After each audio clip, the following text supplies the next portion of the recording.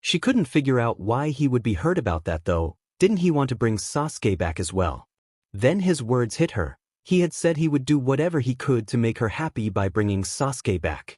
Sakura thought back to when she had approached Naruto crying 4 years ago, begging him to bring Sasuke back for her. She realized that he had had the same hurt-looking face back then as well. It wasn't the fact that he was trying to bring Sasuke back that was hurting him, it was something else. Ugh, he is so confusing. Why can't he just tell me if something's wrong instead of trying to hide it? Sakura thought exasperatedly. Her thoughts were stopped abruptly by the wave of chakra that swept over her, causing her to gasp in shock. She stood up quickly. That's coming from the Hokage Tower. But this chakra is insane, whose is it? Sakura closed her eyes as she concentrated on the chakra, trying to pinpoint whose it was. Her eyes flew open moments later as she found her answer. It's kind of different, but that's definitely Naruto's chakra signature. She thought as she rushed to her wardrobe, pulling out her ninja gear. How does he have such humongous chakra now, and more to the point, why is he releasing so much right now? Something's definitely happened anyway, I have to find him. Sakura thought urgently, unknowingly murmuring the last part out loud. Now fully dressed, Sakura opened her window and without a second thought jumped into the cool night, ready to search for her teammate. I promised I'd be there for him when he needs someone, and it looks like he needs someone now. Hold on, Naruto, thought Sakura, and she leapt across rooftops as fast as she could towards the Hokage Tower. A special moment after a couple of tense minutes of running full pelt across rooftops, Sakura finally made it to the Hokage Tower. She didn't have much hope of finding Naruto in the tower itself, as about 30 seconds beforehand she had felt Naruto's massive chakra die down to its previous unnoticeable and untraceable level and move away from the tower at high speeds. Sakura had decided to still head over to the tower to find out what had happened to make Naruto release so much chakra. Sakura landed, breathing hard, on the tiled ledge that ran alongside the windows of her mentor's office. She noticed immediately that all the windows were broken, but there was no glass on the floor inside the office. She deduced that whatever occurred had blown the windows out from the inside quite forcibly from the lack of glass in her immediate vicinity. Sakura raised her eyes to look around the rest of the office and was met with the sight of her mentor, Jiraiya, and Kakashi looking down with desolate stares. Being careful not to snag herself or her clothes on the jagged glass around the edges of the window, Sakura jumped deftly into the room. She noticed that everything that wasn't very heavy in the room was pushed up against the walls on all sides, like something had pushed everything away from the center of the room. The three mentors lifted their gaze to acknowledge the teenage ninja, but before they could speak, Sakura started firing off rapid questions at them. What happened with Naruto? Where is he now? Did he cause this? What did you do? The incredibly worried Sakura was cut off by Tsunade raising her hand for silence. We told him about what the Akatsuki have done to the rest of the Jinchuriki, including Gaara. Tsunade told Sakura with sadness in her eyes. Tsunade thought of Naruto like a grandson, and she felt appalling having to make him this upset. She knew that it had had to be done for his safety, but that didn't make her feel any better about it. I think that you and the entire village probably know that he didn't take the news well. Tsunade continued, eyeing the messed-up room around her. Sakura lowered her gaze. Naruto had returned to Kohona only this morning, bubbly and happy like he always was, and already there was something else upsetting him and making his life harder to cope with. Sakura bit her lip to hold back a tear that had formed. Thinking about Naruto's life so far had had that effect on her recently. All through his life he's had to deal with incredible hardships because of the Kyuubi and this village. His unorthodox meeting with his parents for the first time was ruined by the fact that some of his most trusted people had held back who his parents were from him. Now on his first day back in Konoha in 4 years has been ruined because of more secrets held back from him. I won't keep anything from him anymore. When I find him and have calmed him down, I'll tell him about Sasuke, no matter how many people think I should wait to tell him. Sakura thought. Sakura wiped her eyes quickly and looked up at the melancholy bunch of adults with a new look of determination in her eyes. Okay, I don't need to know any more right now. I need to find Naruto. Where did he go? She demanded forcefully. It was Jiraiya that responded. I don't know where the hell he's gone. I can't sense him at all. He must have sealed enough of his chakras so people wouldn't be able to find him. I do know that he's angry and upset, so he will probably be in one of his favorite places where he can calm down. Jiraiya answered. Sakura nodded and briskly walked over to the office window, already sifting through her memories for all the places Naruto could have gone to. As Sakura went to jump out the window, her mentor's soft hand on her arm stopped her. Sakura turned her head to see Tsunade with a worried look on her face. Sakura, Naruto was extremely upset and angry when he left just a few minutes ago. I'm not sure going after him now would be the best thing to do. Maybe you should let him calm down a bit and look for him in the morning. Tsunade reasoned gently. Sakura shook her head slowly and removed Tsunade's hand from her arm. I promised Naruto today that I would always be there for him when he needs someone. It sounds like he needs someone now more than ever, and I'm not going to let him down, no matter what the risk. Sakura replied. Without another word, Sakura leapt out of the window, copying the actions of her blonde teammate from a few minutes ago. 15 minutes later, Sakura was becoming quite frustrated. She had been searching for Naruto in all the places she could remember him going since she had left the Hokage Tower to no avail. She paused for a quick breather outside a bustling night bar to think over the options again. She had already checked Naruto's favorite ramen bar at Shiraku's. That had been her first guess. From there she had gone to his apartment, then to the old Team 7 training ground, and finally ended up searching fruitlessly through the village nightlife. Sakura was getting annoyed with herself. Naruto was supposed to be her teammate and good friend, and she didn't even know him well enough to know where he would go when he wanted to be alone or to think. As she thought this, an idea shot through her as an old memory resurfaced from the time before the third Hokage was killed, before Sasuke and then Naruto left her, before all the trouble started. It was late afternoon after a day of rigorous training for Team 7, and Kakashi had decided to give Sasuke, Sakura and Naruto the rest of the day off. Sakura, of course, made a beeline for Sasuke, begging him to let her take him to eat somewhere. As per usual, Sasuke curtly declined and stalked off without another word, leaving Sakura and Naruto alone in the empty street. Sakura frowned, both in disappointment and anguish of being turned down by her crush yet again, and also from the realization that Naruto was almost certainly going to suggest that she go on a date with him instead of the team. Sakura was shocked when she turned around to see Naruto quiet and still for once, staring at the ground with a sad, serious look on his face. Slipping into a soft tone that she didn't use very often with her blonde teammate, Sakura approached Naruto. Naruto, is there something wrong? And what are you going to do with the rest of the day? She asked Naruto inquisitively. Naruto jerked slightly as she spoke to him. He had been completely lost in his thoughts, thinking he was finally coming to the realization that Sakura was indeed in love with Sasuke, and that no matter how much he wished otherwise, he didn't really stand a chance. There was a pause as Naruto's brain properly processed what Sakura had said to him. He turned to face her, his eyes still showing the sadness that he was trying hard to mask. I'm sorry, Sakura, I think I want to spend some time alone for now. I'll see you tomorrow. Naruto replied in a dull voice that Sakura had not heard him use before. As Naruto began to walk off slowly, Sakura called to him. Where are you going? She asked without really knowing why.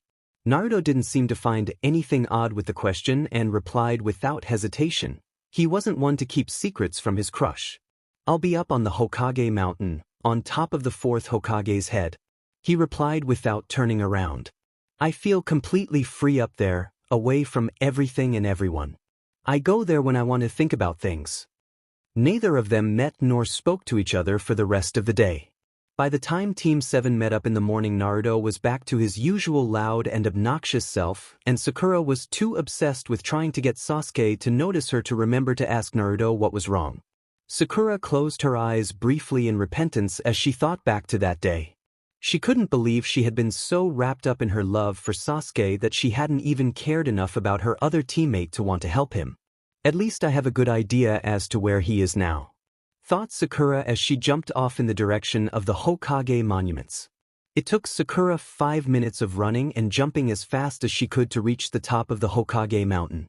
Sakura put her hands on her knees and breathed heavily for a few moments, trying to get her breath back.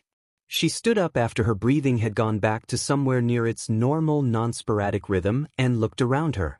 She was currently standing on the second Hokage's head, she realized, so she turned in the direction of the fourth's carved-out face and lightly jogged across. As the yellow flashes face, and Naruto's father's face. Sakura remembered with a jolt, came into view, her hope began to fade. She couldn't see any trace of her upset friend anywhere from where she was standing. Sakura decided to double-check before she gave up and leapt across onto Naruto's father's carving. As she started to traverse the dome of the fourth's head, her spirit soared. Sitting on a makeshift ledge on the left side of the Hokage's face was her blonde teammate. Sakura smiled broadly, despite the situation, and ran towards him.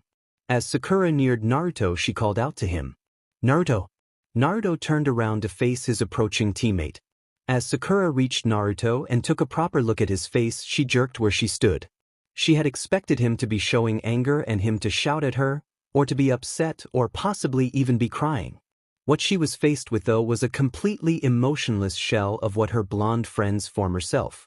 His amazingly bright azure eyes were dulled, his face had lost its usual happy glow, now looking a lot paler. As he met her eyes, there was no recognition from him. No twitch of his mouth starting the smile she was used to him wearing when she greeted him, and no mischievous twinkling in his eyes.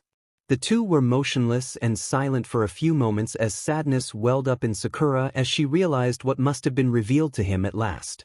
Naruto finally spoke. "Hi, Sakura," he said flatly, turning his gaze back to the night sky over the appealing sight of Konoha lit up in the darkness. Sakura flinched slightly at the absence of the usual suffix after her name. She didn't know why that hurt her as much as it did. When she was younger, she would have been glad to not have Naruto refer to her in such a familiar way. Now she just wanted for him to change back into the young little boy that had been crushing on her back in Team What? Why do I want that? Sakura thought irritably. She forced those thoughts out of her mind for now and focused on the reason she came to see Naruto in the first place. "Hey Naruto, do you mind if I sit down with you?" Sakura asked tentatively. Naruto's body didn't give away any reaction as he replied without turning around. "Sure." Sakura didn't hesitate and flopped herself down next Naruto, copying him by dangling her legs over the big drop in front of them. She racked her brain quickly, wondering how to get to the bottom of Naruto's problems without him closing up on her. Naruto, meanwhile, was mentally snorting at the irony of the situation. Any other day he would have given a year's mission salary to have Sakura sitting with him alone up in this secluded place. However, with what he was dealing with at the moment, he would have preferred it if she had just left him alone to deal with everything himself. Sakura decided to breach the silence between them. "Naruto, from the state of you, I'm guessing you were told about the Akatsuki and the Jinchurikis?" she said softly. Sakura stared at Naruto from the corner of her eye as she waited for him to reply. His cloak was parted now at the waist, flowing out on either side of him. She saw that he now wore some sort of battle sandals that seemed to attach to gray leg-warmer-looking things that traveled up his shins. On closer inspection, she realized that the front part of the chaps were reinforced with something, protecting his shins. She turned her gaze to the top half of his body. His cloak was now zipped up all the way from his waist to his neck, causing his high collar to hide most of his face from the side. His golden, spiky bangs were flowing gently in the soft wind, and Sakura was filled the inexplicable urge to run her hands through them. Before Sakura could berate herself again, Naruto replied. "You knew about it, didn't you? About Gaara and the rest of the Jinchurikis?" Naruto asked in the same flat voice. Sakura lowered her head slightly. "Yes, I did. Everyone did, but we were under orders not to tell you or send you anything about it while you were training." Naruto was silent for a moment before he replied. "Is that all I am to you?" he asked in a voice barely above a whisper. Sakura's head shot up, looking at him. "What did you say?" she asked him quickly. Naruto turned to face her, and now she could see the hurt in his eyes. "Am I just weapon to everyone here? News of my friend dying was kept from me, so it didn't distract me from becoming stronger. Strong enough to control and use the Kyuubi to fight for the village." The words were tumbling out of Naruto's mouth as he blurted out what he had been asking himself since he found out about Gaara. Sakura's eyes widened in horror as she realized what he was insinuating. "Naruto wasn't done yet, though. I thought that people were finally starting to recognize me for who I am. I didn't realize everyone still didn't trust me at all. Sakura was about to interrupt until Naruto continued on in a much softer and quieter voice. By the time I left for my training trip, I thought that maybe you didn't find me as annoying anymore and that we were actually starting to be proper friends. Do you still not care about me at all, or is it that you see me as the Q-? Naruto was cut off by a hand connecting with his face hard enough to knock his head back. His head ringing and cheek burning, Naruto looked back at Sakura in shock to see her hands still raised after slapping him. She was breathing heavily and her face was contorted with a mixture of anger and sadness, the beginnings of tears visible in her eyes. "Don't you dare say that!" She yelled at him, shocking Naruto yet again. "You think everyone didn't want to tell you about Gaara? Even after we were ordered by Tsunade to not tell you anything about what had happened, all of our group decided we were still going to find a way to tell you whatever the repercussions. The only reason we didn't is because Kakashi and Swanda convinced us that it was only done for your safety and that allowing you to find out about Gaara could get you killed." Naruto was wide-eyed watching Sakura go off at him. She had yelled and hit him a lot of times before, but this was different. He could tell she was incredibly upset and hurt by what he had said in his moodiness, and he instantly felt terrible that he had done that to her. Sakura breathed in deeply to calm herself, bunching her fist on her knees now that she was kneeling in front of Naruto. She looked up at him again, her eyes now losing their anger and being replaced by more sadness. "And don't you dare say I don't care about you," she continued, now in a softer but still hurt voice. "I thought I made it clear you're an important friend to me earlier today." Naruto flinched as he remembered how she had cared for him when he had his embarrassing mini breakdown. How could he have accused her of not caring at all? That couldn't have been an act, could it? "You have no idea how much I missed you while you were gone, especially this last year," Sakura continued. Even more so after what happened with Sasuke. Sakura stopped as she realized what she had just been about to say. Naruto's eyes narrowed slightly at her words. "Something else everyone hasn't been telling me?" he asked in a colder voice. Sakura shook her head vehemently. "No, what I'm about to tell you only happened only 2 months ago, and I told everyone that I wanted to be the one to tell you. I wanted to tell you as soon as possible, and this has been the first appropriate time to do so." Naruto's anger was completely erased by her explanation, now replaced by concern as he saw his teammate looked upset about whatever happened to do with Sasuke. "It's okay, I understand," replied Naruto, turning to sit cross-legged facing Sakura. "What happened with Sasuke?" he asked worriedly. Sakura took a deep breath before retelling the events to Naruto. She knew that he wasn't going to take it well at all. "Well, about 3 months ago we received the news that Sasuke had killed Orochimaru." Naruto's eyes widened again at this. "So what's he doing still?" Sakura held up her hand to silence him. "Let me finish, wait until I'm done to comment," she replied. Naruto nodded and settled back down to listen. "So after we got word of Orochimaru's death, Jiraiya used his spy network to try and find Sasuke's location. About 3 weeks later, Jiraiya was told that Sasuke was in an area quite near the Fire Country border. A retrieval team was immediately put together, which included Kakashi-sensei, 2 ANBU members, me, Lee and Niji. After a few days of traveling and following Sasuke's scent with Pakin, Kakashi's summon, we found Sasuke and confronted him." Sakura broke off looking down. Naruto reached across without really thinking what he was doing and put his hand on Sakura's knee. She looked up at him in surprise. Even by just gently touching her leg, she could feel his heat starting to flow through her. Instead of becoming embarrassed by the slight contact, she drew confidence from it and continued. "Just by looking at him, I knew that he had changed for the worse.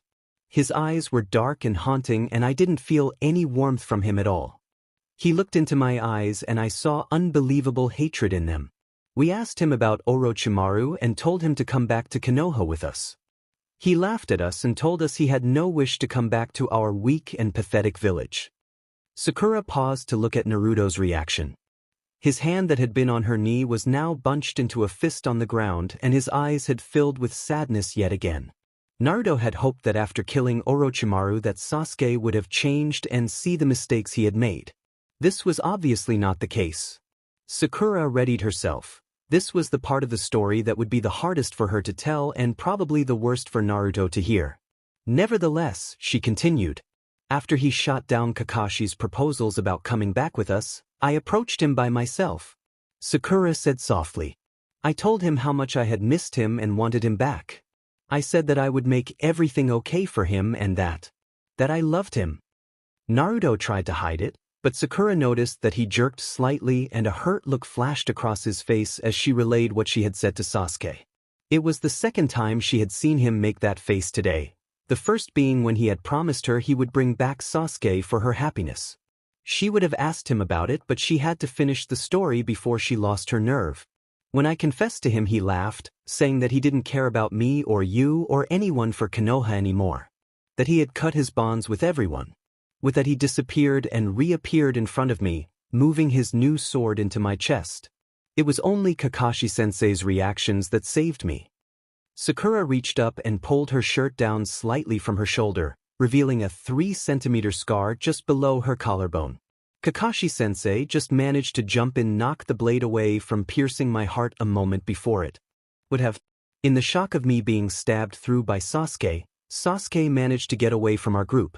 That was the last we saw of him since we came back to Konoha because of my injury.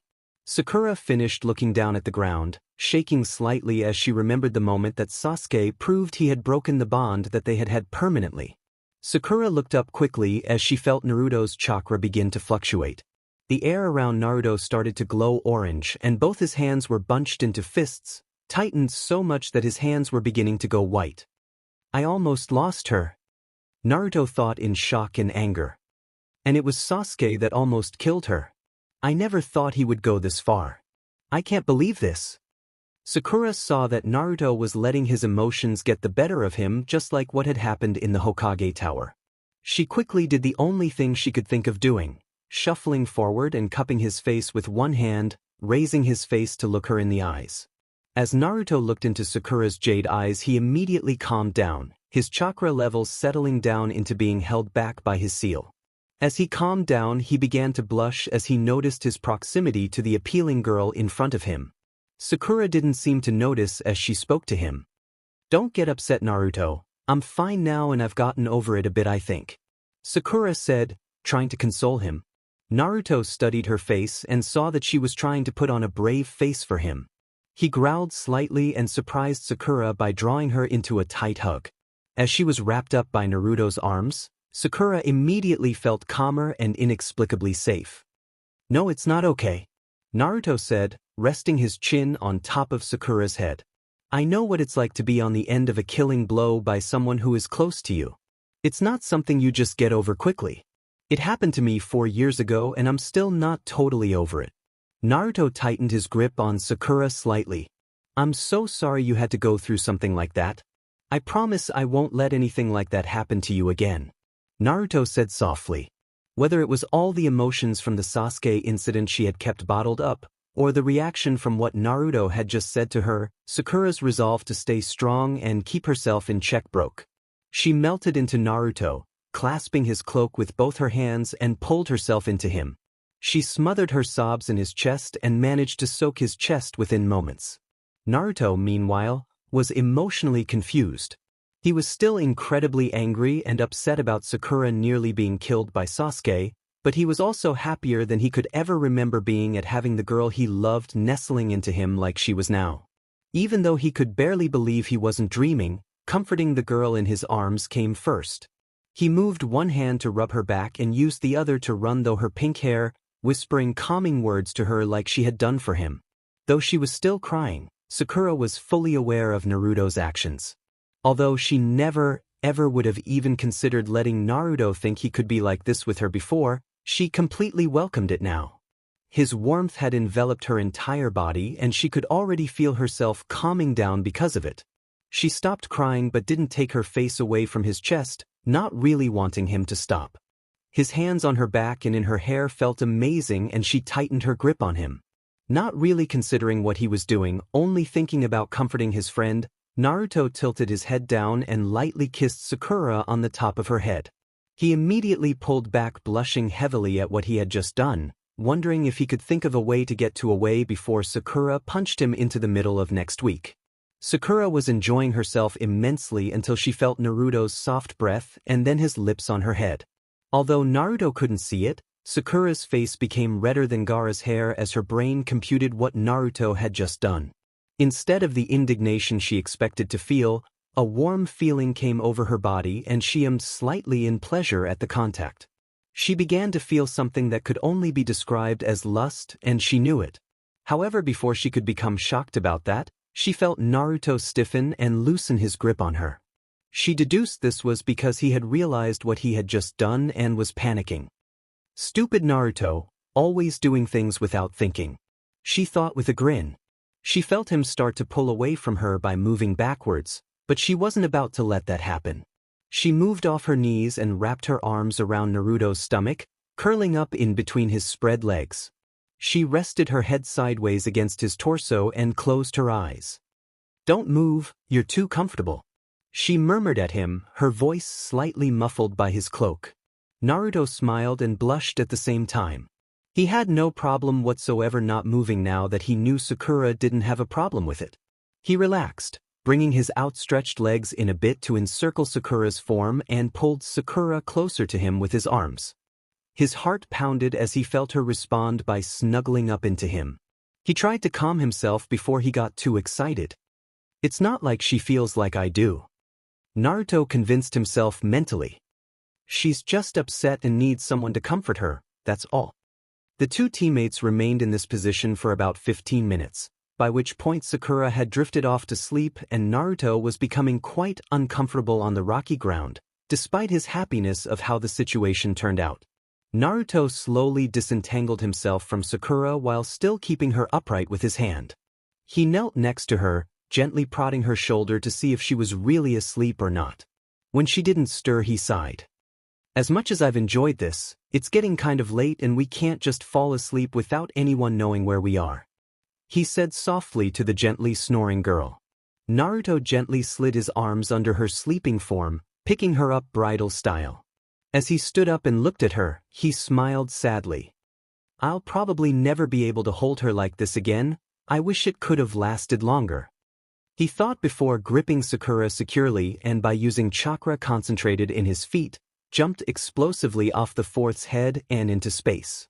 If Sakura had have woken up at this point, she probably would have screamed bloody murder and then had a heart attack, as they were both plummeting down towards the village below them. Luckily Naruto knew what he was doing and his brow furrowed as he concentrated on another skill he had learnt on his training trip. He unsealed a small portion of chakra from his seal, concentrating on putting as much chakra as he could into his feet. When he was about 50 meters away from the roof of a high building, he pushed the chakra outwards from his feet, pushing against the air below him. The outcome of this was Naruto's plunge downwards, slowing considerably as the chakra was trying to push him back up into the air. Naruto landed softly on the rooftop, hardly causing a noticeable bump for him or his passenger. Unfortunately, Sakura was a light sleeper and the bump, as small as it was enough to wake her from her nap. She groggily opened her eyes to slits, gazing up to see Naruto's handsome face looking forward, not yet noticing she had woken. Sakura decided to keep it that way as she felt herself whooshing through the air. In Naruto's arms. She blushed slightly as she realized she must have fallen asleep up on the mountain and Naruto was carrying her home. Sakura kept her eyes open as unnoticeable slits and gazed at the young man carrying her. Her brain was still half asleep as she was still immensely comfortable, even flying through the air. Maybe it was because of her drowsy state that as she continued to gaze at her carrier, her body began to have a reaction. "He's actually unbelievably hot," she thought, trying not to let her blush show. "Even Sasuke wasn't this good looking when I saw him a few months ago, and I thought he was amazing." Her mind rocked at the revelation that she had just admitted that someone was hotter than Sasuke. And on top of that, that person was Naruto. Sakura mentally shook her head. "I've got to think this through in the morning. I'm just going to enjoy the moment," she thought, closing her eyes and relaxing as Naruto glided through the air with her. To Sakura's disappointment, they arrived at her house a few minutes later. Naruto thought for a moment at her doorstep and decided it would be nicer to not have to wake Sakura up. So he jumped deftly up onto Sakura's wide windowsill on the second floor and used a simple skill of manipulating chakra to unlock her window. Checking quickly that no one was around to think he was breaking into a house with an unconscious girl in his arms, Naruto pushed through the curtains and stepped into Sakura's room. He paused and took a quick look around her room. He had never had the luxury of ever being in it before. What he could see in the gloomy light was a surprisingly messy room. The shelves and desk covered with open scrolls and notes, while the floor was littered with random medicinal books. Sakura cursed to herself that she had decided not to clean up her room this morning. Naruto decided that it was a bit rude to look around someone's room without permission, so he carefully maneuvered his way around the mess on the floor to her bed. The bed was nothing really special, apart from the quilt and pillows being a bright pink. Naruto smirked as he pulled back the covers. As much as Sakura acted violent and loud with everyone, she was still a girly girl. Naruto lay the pretending to sleep Sakura as carefully as he could on her bed, propping her head up slowly on her pillow. He then proceeded to draw the quilt up her neck, tucking her into bed. Sakura was somewhere between feeling like she was in heaven and feeling incredibly embarrassed. She hadn't had anyone do this for her in a long time. She had stopped her parents doing it long ago since she said it wasn't befitting of someone trying to become a ninja. However, it did feel amazing having someone be so gentle and caring with her. She had never expected Naruto to be able to show so much care, but her surprises weren't over for tonight just yet. As Naruto stood up and went to leave through the window, he stopped, staring at the peaceful face of the girl he had been in love with for years. His heart ached as he thought about all the things he wanted to tell her but couldn't, because he knew their friendship would be as good as over if he did. He couldn't stand it though, not saying anything. He decided that if he couldn't say it to her when she was awake, that he would say it to her while she was asleep. He wouldn't get many chances like this again. Sakura could feel Naruto standing next to her still and hear his soft breathing. What's he doing? Thought Sakura, fighting the urge to open her eyes. Is he looking at me? Sakura nearly jumped as Naruto spoke softly and quietly next to her. I'm sorry I can't say this to you while you're awake, but the risk is too great, Naruto whispered. He took a deep breath, wondering why it took this much courage to say this to someone who was asleep and couldn't hear him. I'm not sure if anyone's told you this before, but you are incredibly, amazingly appealing. Not just on the outside, but on the inside too. You only thought of making me feel better when it should have been the other way around. Thank you. And with that, he lowered his head and kissed Sakura gently on the forehead, just as Sakura had done to him when their position had been reversed. Naruto blushed heavily and quickly moved away to the window. He jumped outside, closing the curtains and then window behind him. He breathed out, feeling better after confessing a bit of how he felt to Sakura, albeit with her being asleep. Naruto grinned slightly. God, I'm such a pages, he thought ruefully. With one last backwards glance at the window behind him, he jumped away in the direction of his apartment. Back in her room, Sakura had her eyes opened wide and was blushing like a maniac. It had taken all of her self-control to not react as Naruto said those wonderful things to her and then kissed her on the forehead. Her heart had gone into overdrive and was still beating ferociously now. Where the hell did that come from? She thought, trying to calm down. I know that he had a sort of crush on me back when we were a full Team 7, but does he really think what he said? And what does he mean the risk is too great? Despite her confusion, Sakura was practically radiating happiness. She had never thought of herself as exceptionally pretty before. The fact that someone had called her amazingly appealing made her feel indeed amazing. Needless to say, with all the emotions and confusion running around in Sakura's mind, it took a long time for her to fall asleep. In a small dark cave somewhere in the Fire Country, an incredibly thin, reed-headed man who was strapped into a large machine coughed slightly. Behind him, 6 similar figures, all with bright orange hair, were laying on the ground next to each other, apparently asleep. A slim, purple-haired young woman approached the thin man. Nagato, are you okay? She asked tentatively. The man slowly waved a hand in dismissal. I'm fine, Conan, don't worry about me so much. Focus instead on the preparations. The man's purple, ripple-patterned eyes glowed slightly.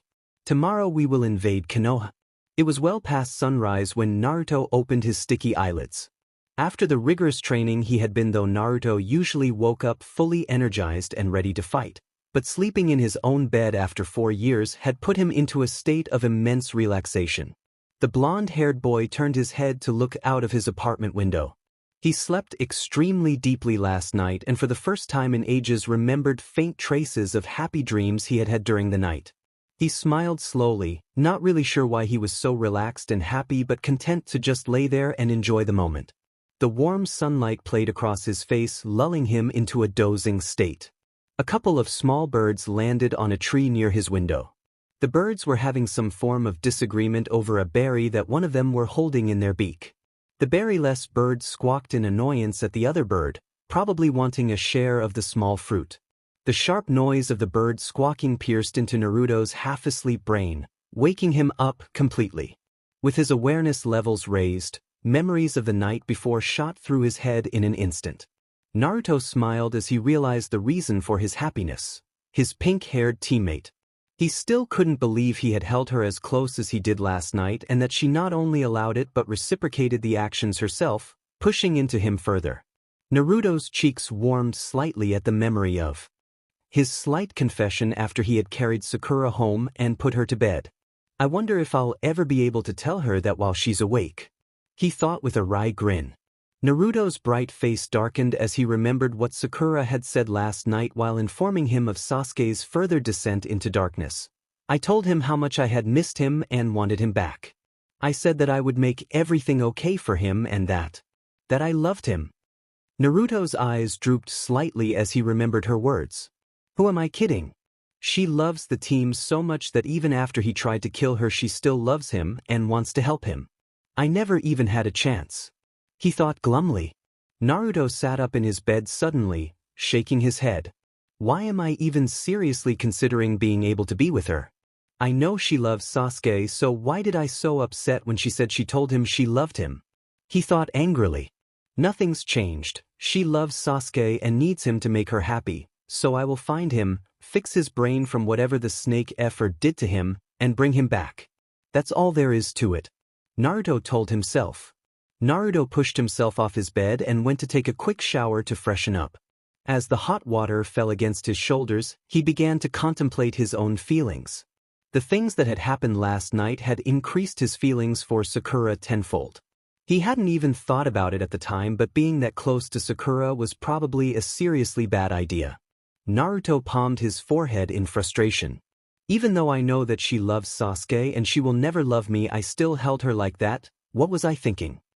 I need to start trying to get over her, not make my feelings for her grow even more, he thought exasperatedly.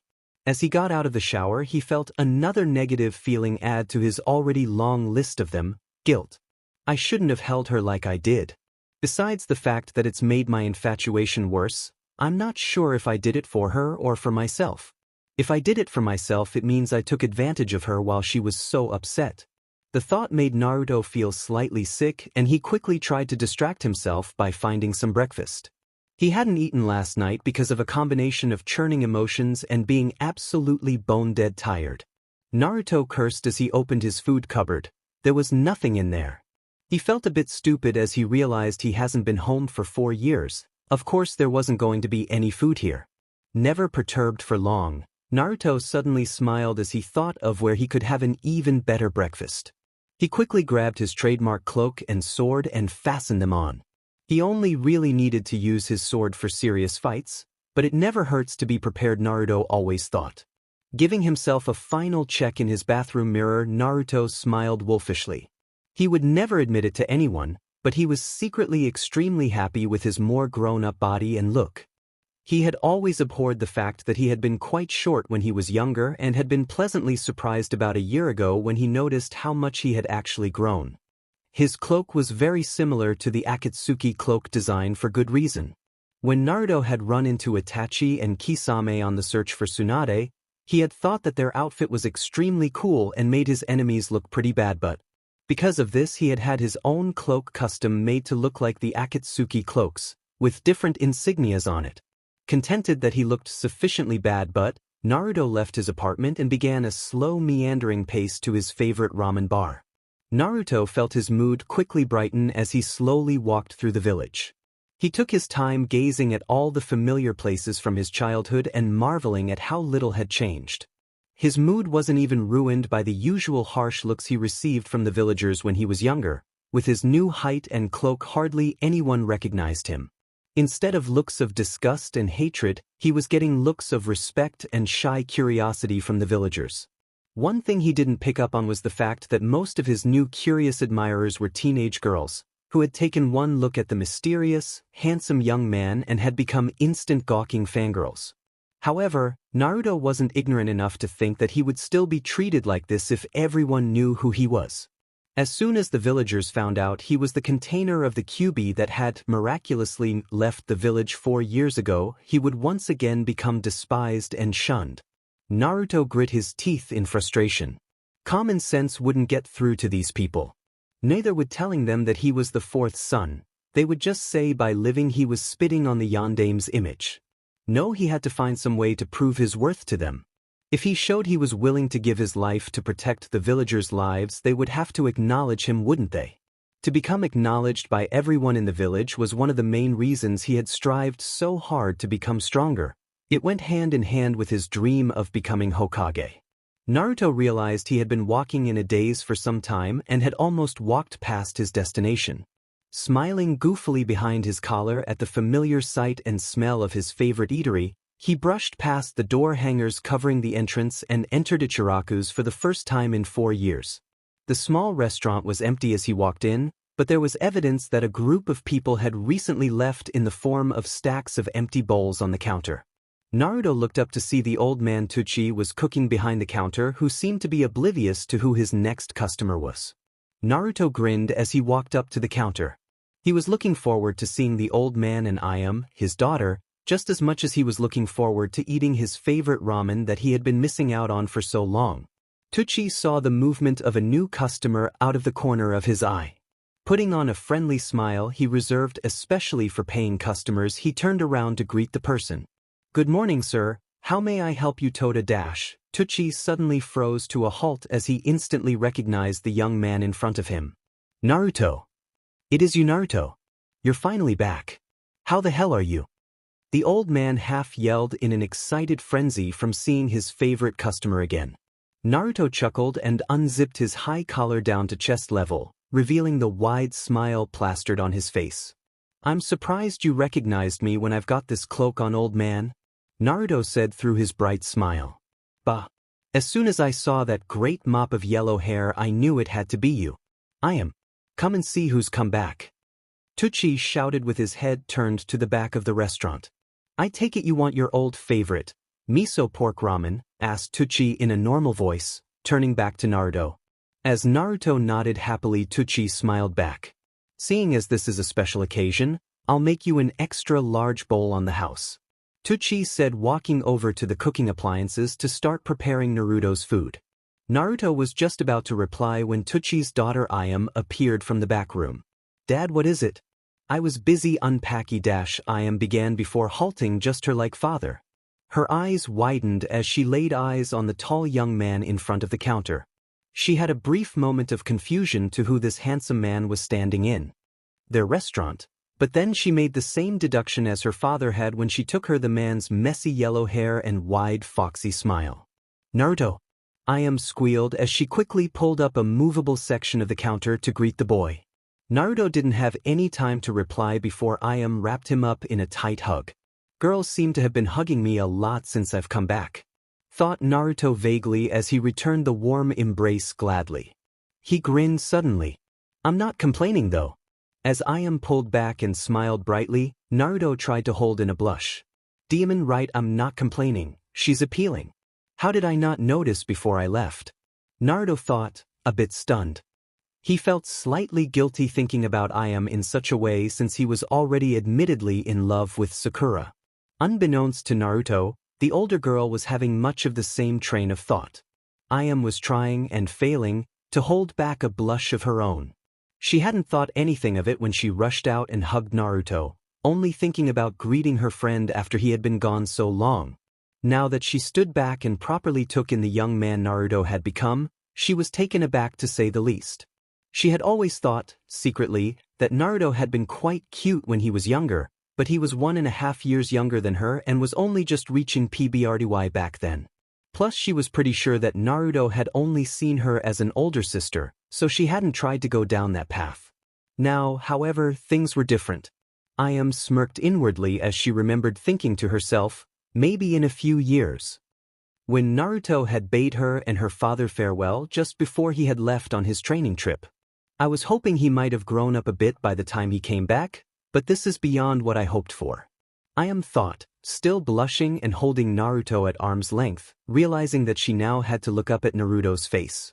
She had felt the hard, defined muscles of his arms and chest as she had hugged him tightly, and it had been surprisingly hard to make herself let go of him. Now that she could analyze his face properly, she blushed harder. His face still had the warm, boyish look that she had found cute before, but now it was much more defined with a harder jawline and sharper features. He had grown his hair a bit so his yellow bangs nearly came down to his bright blue eyes, which were still as amazing as ever. Ayam noticed, perhaps even more so.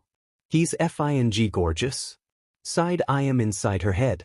She noticed that Naruto now had a concerned look on his face and was saying something that she couldn't hear. Ayam, Naruto said worriedly as he gently shook her shoulder. Ayam realized that she had been off in her own world, gazing dreamily at Naruto for nearly a minute. She shook her head and let go of her clutch on Naruto's arms, stepping back. Sorry, I'm okay. Ayam stuttered, trying to regain her dignity. It's great to see you again, Naruto. You've grown up well. Ayam said, blushing again as she realized what she had said. Naruto didn't seem to be embarrassed at all though. It's great to be back. And you too, Ayam, you've definitely changed since I've been gone, he said with a grin.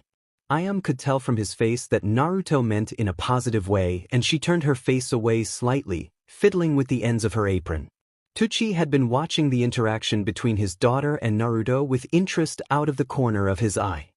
He was quite protective of his daughter, and he knew a lot of boys in the village had their eyes set on her. However, he felt different with Naruto than he did with other boys his age. He and his daughter had known Naruto for many years and had developed a strong bond with him. He didn't know what Naruto's motives were, but he's sure that whatever they were, that Naruto cared too much about his daughter to hurt or take advantage of her. Tucci chuckled slightly as he finished plating up Naruto's ramen. It's probably the other way round actually. She is over a year older than him, he thought with a grin. He noticed the two teenagers had fallen into silence for a few moments. He decided to use this respite to give Naruto his favorite cowl of food.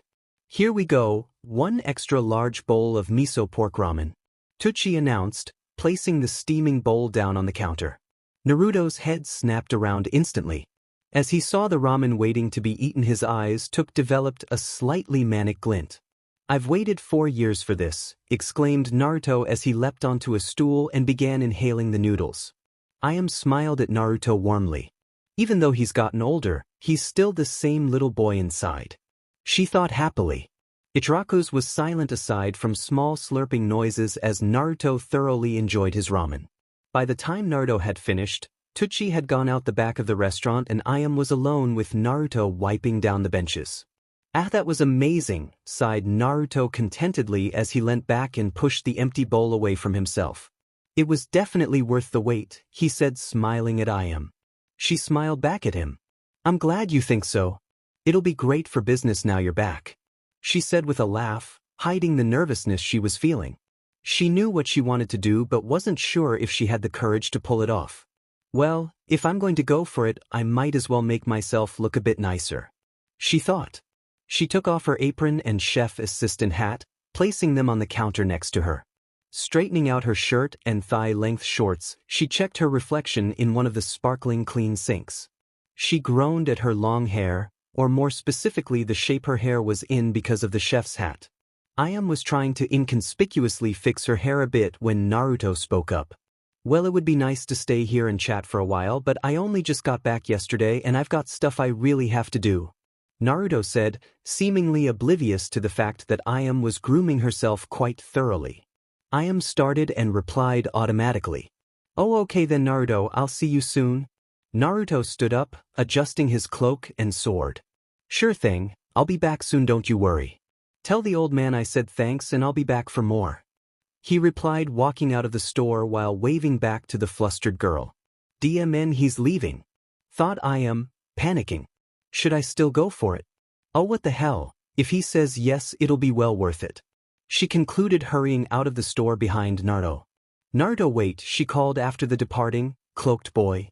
Naruto turned around to see a red-faced I am looking up at him. He raised one eyebrow, silently questioning her. Naruto, I was wondering if you wanted to catch up tonight so you can tell me what you've been up over the years. I'd love to hear all about your travels. I am asked nervously, clasping her hands in front of her. Naruto grinned easily. Well, who would have thought it, I am, you asking me out on a date, he said jokingly. I am looked into Naruto's eyes, steadying her resolve. Well, I am, she replied quietly. Naruto took a step backwards in shock. This was the first time a girl had asked him out, or shown that level of affection towards him. And from I am no less. She was over a year older than him and was appealing as well as having a killer body. Not as good as Sakura's, but somewhere close. She could have had pretty much any guy in the village if she wanted, ninja or villager. Needless to say, he was flattered. However, he had to find a way to let her down without hurting her. Going on a date was relatively harmless, but he loved Sakura and he couldn't help it that going out with another girl felt wrong to him. So you're going to be like this when the Uchiha brat comes back and is mating with your pink-haired vixen, the QB snorted inside Naruto's head. Naruto was about to yell at the QB for bringing up something like that when he suddenly stopped. The QB had a point. At some point in the future, Sasuke would be brought back to Konoha and Sakura would revert back to how she was when Team 7 was together. And unless Sasuke was completely homosexual, he would take one look at the now grown-up Sakura and at least partly reciprocate her feelings. Naruto remembered his internal conflict from earlier this morning. I decided that I should let go of the hope of her seeing me as anything other than a friend and that I should try and get over her. Tisich, you think you can actually do that? I feel everything you feel, you know. The QB replied disdainfully. That's besides the point, I have to try. The more feelings I have for Sakura when Sasuke gets back, the more it's going to hurt. Naruto finished, cutting communication between him and the QB. Refocusing on the situation at hand, Naruto smiled at the cute girl in front of him. Is that so? Well, I would like that, I am. He responded, still smiling. Ayam's eyes widened slightly, then her face split open into a dazzling smile of happiness. Ah, really? Wow, okay, yeah, it'll be fun. Blurted out an excited Ayam. Does tonight at about 7 sound good? I finish work at 6, but I want to change and freshen up before we go out. Naruto nodded. Sure, I'll be free then. I guess I'll come and pick you up from your house, but I'll need your address. He replied, scratching the back of his head. Ayam pulled out a pen from her short pocket and wrote the directions to her house on Naruto's hand. She felt a slight rush at the contact, while Naruto noticed he didn't feel anything. Nothing like the heat and tingle when Sakura touched him. He sighed mentally. It was going to be even harder than he thought to try and make this work. Ayam finished writing on his hand and backed off, still smiling warmly. Okay then, well, I've got to get back to the shop. I'll see you tonight, Naruto, she said brightly as she half-skipped back to work. Naruto waved goodbye to the retreating girl, his smile giving no clue to his inner tumult. This just feels wrong somehow. She looked so happy, I can't lead her on like this. Naruto thought sadly. I thought you said you had to try, brat. You're giving up so soon. Mocked the QB. Shut up, furball. That's why I agreed to the date in the first place. I feel like shit, but I have to give it my best shot. I can't even think about what it would be like if Sasuke came back now and Sakura went all lovey-dovey over him again. I'd probably have to leave the village for a while at least. Naruto retorted sullenly. It seems to me like you're still being a pages. You should just tell the pink-haired vixen how you feel and hope for the best. The QB replied. Naruto didn't reply for a moment as he contemplated the QB's idea. Finally, he shook his head. It's not that easy. He finished, again severing the communication with the fox. Bringing his mind back to the present, Naruto began to think about what he was actually going to do today. Even though he knew he should go and try and sort things out with Tsunade, Kakashi and Jiraiya he really didn't feel like seeing or talking to them at the moment. He mused over going to find his friends or Sakura and hang out with them, but he wasn't really in the mood for being around lots of people, especially Sakura with the way his emotions were right now. He sighed. One day in from returning to Konoha and so much had happened already. Not all bad things, Naruto reminded himself of last night with Sakura, but definitely problematic things. With no real plan in his head, Naruto decided it would be nice to go and visit the old man Hokage's grave and pay his respects. Naruto had grown up a lot while he had been away, and while the Hokage's death still affected him, he now felt happy and pleased about the way he had died. He had died the way he wanted, protecting the village and everyone in it that he held so close to his heart. As Naruto wandered to the cemetery, he wondered that if he had to die early, would he be lucky enough to go out fighting to protect something he loved. Little did he know that he was going to get the opportunity to have that sort of fight in the very near future. Sakura had woken up feeling unreasonably happy. Much like her blonde-haired teammate, she didn't realize why she felt so good and was just content to enjoy the moment. Sakura sat up slowly in her bed, memories from the night before slowly coming back to her with her regaining consciousness. She smiled widely at the thought that her and Naruto had gotten closer already. She had worried that after spending so long apart from each other that they would have trouble reconnecting. She had been worried Has was going to turn out like Sasuke. She was happy that her worries had been unfounded. Sakura suddenly blushed and lightly touched the top of her head where Naruto had kissed her up on top of the Hokage monument. She had convinced herself that he was simply trying to comfort her, and yet her body had reacted much more than it should have. Sakura mulled over this for a few moments, then decided to put it down to how emotionally distraught she was at the time. She hadn't been in her right state of mind. The rest of the night's events came back to her gradually, her falling asleep against Naruto, waking up to find him carrying her home, pretending to still be asleep so he would continue doing so, him taking her into her bedroom and… Sakura sat bolt upright, remembering suddenly what Naruto had done just before he had left through her window. Her blush returned in full force as his words came back to her. I'm not sure if anyone's told you this before, but you are incredibly, amazingly appealing. Not just on the outside, but on the inside too. You only thought of making me feel better when it should have been the other way around. Thank you. Her forehead burned pleasantly around the area that Naruto's lips had touched her. She couldn't use any excuses this time, she had been in her right state of mind at that moment. When he said those words to her, she had been amazingly happy. Even thinking about it now made her body tingle slightly. She shook her head quickly. What was wrong with her? She didn't feel like even around her Uchiha teammate, and she admittedly loved Sasuke. Didn't she? Was she just clinging onto the memory of how the raven-haired boy had been before he left, or did she actually still love him as he was now? Uff! Sakura exclaimed, dropping her face into her palms. Why did everything have to be so confusing? She was ecstatic that Naruto was back, but within the space of a day he had somehow turned her emotions into a confusing whirlpool. She truthfully didn't even know what she was feeling at the moment, or for whom. Sakura decided she had lounged around for long enough. She forced the confusing thoughts and feelings about Naruto out of her mind, grabbed some clean clothes and walked briskly to the bathroom. She calmed herself down by letting the hot water crash against her forehead. Even though the thought of it made her stomach feel funny, she concluded that the best course of action would be to try and get some closure from Naruto about last night. She wouldn't ask him about what he said to her when he put her into bed. She was supposed to have been asleep. She did want to know why he had wanted to be so close to her and why he had treated her so tenderly and with so much care. She wasn't upset with him about it, quite the opposite. She just wanted to know what he thought about it before she concluded how she felt about it. Getting out of the shower fully refreshed, Sakura pulled on her clothes and made sure her hair was perfect. Looking over herself in the mirror, she double-checked everything about her appearance. When she realized what she was doing, she blushed slightly. When have I cared so much about looking good for someone? It's only Naruto.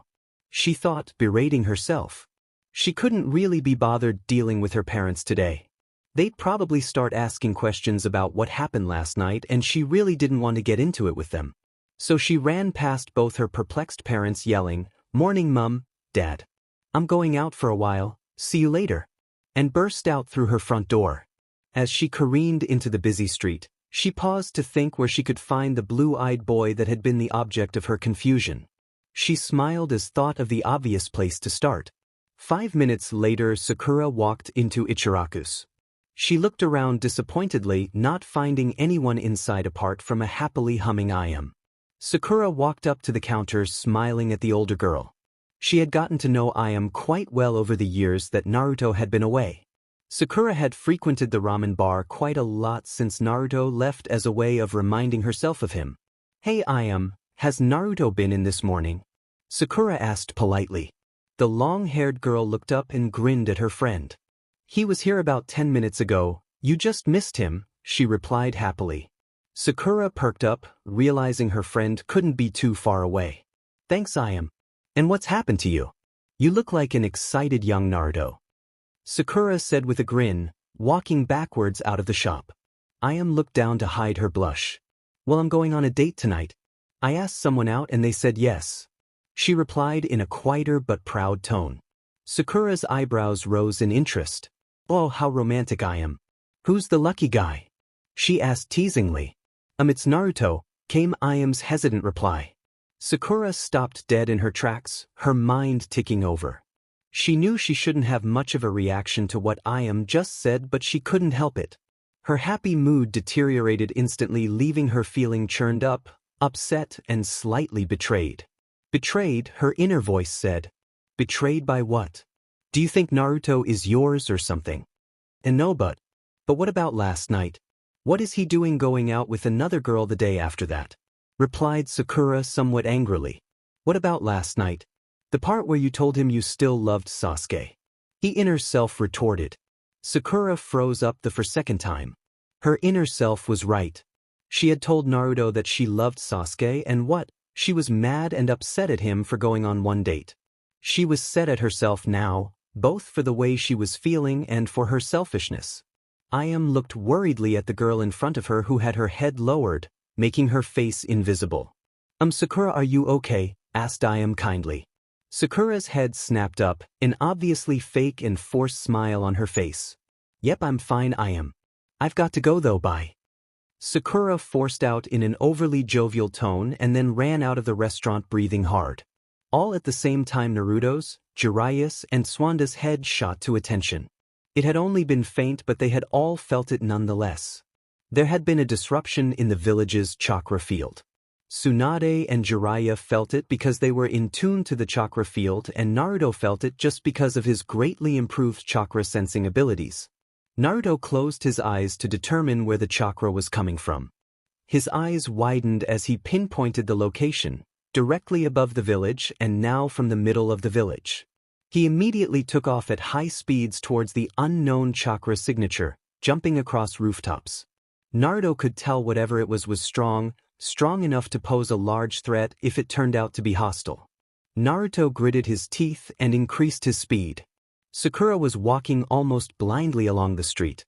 She had used up almost all her energy trying to keep her emotions at bay, but now they were getting the better of her. All she wanted to do, much to her disgust, was to curl up somewhere and cry. Preferably cuddling up to Naruto. Sakura nearly screamed out loud. If she didn't get her feelings sorted out, she was going to become a quivering wreck. Fortunately, or unfortunately depending on how you look at it, all her thoughts were instantly wiped from her mind as a small explosion a few meters away from her rocked her backwards, temporarily disorientating her. As she became aware of her surroundings, she saw 6 cloaked figures standing in front of her. All of them had dark orange hair with unusual black piercings all over them.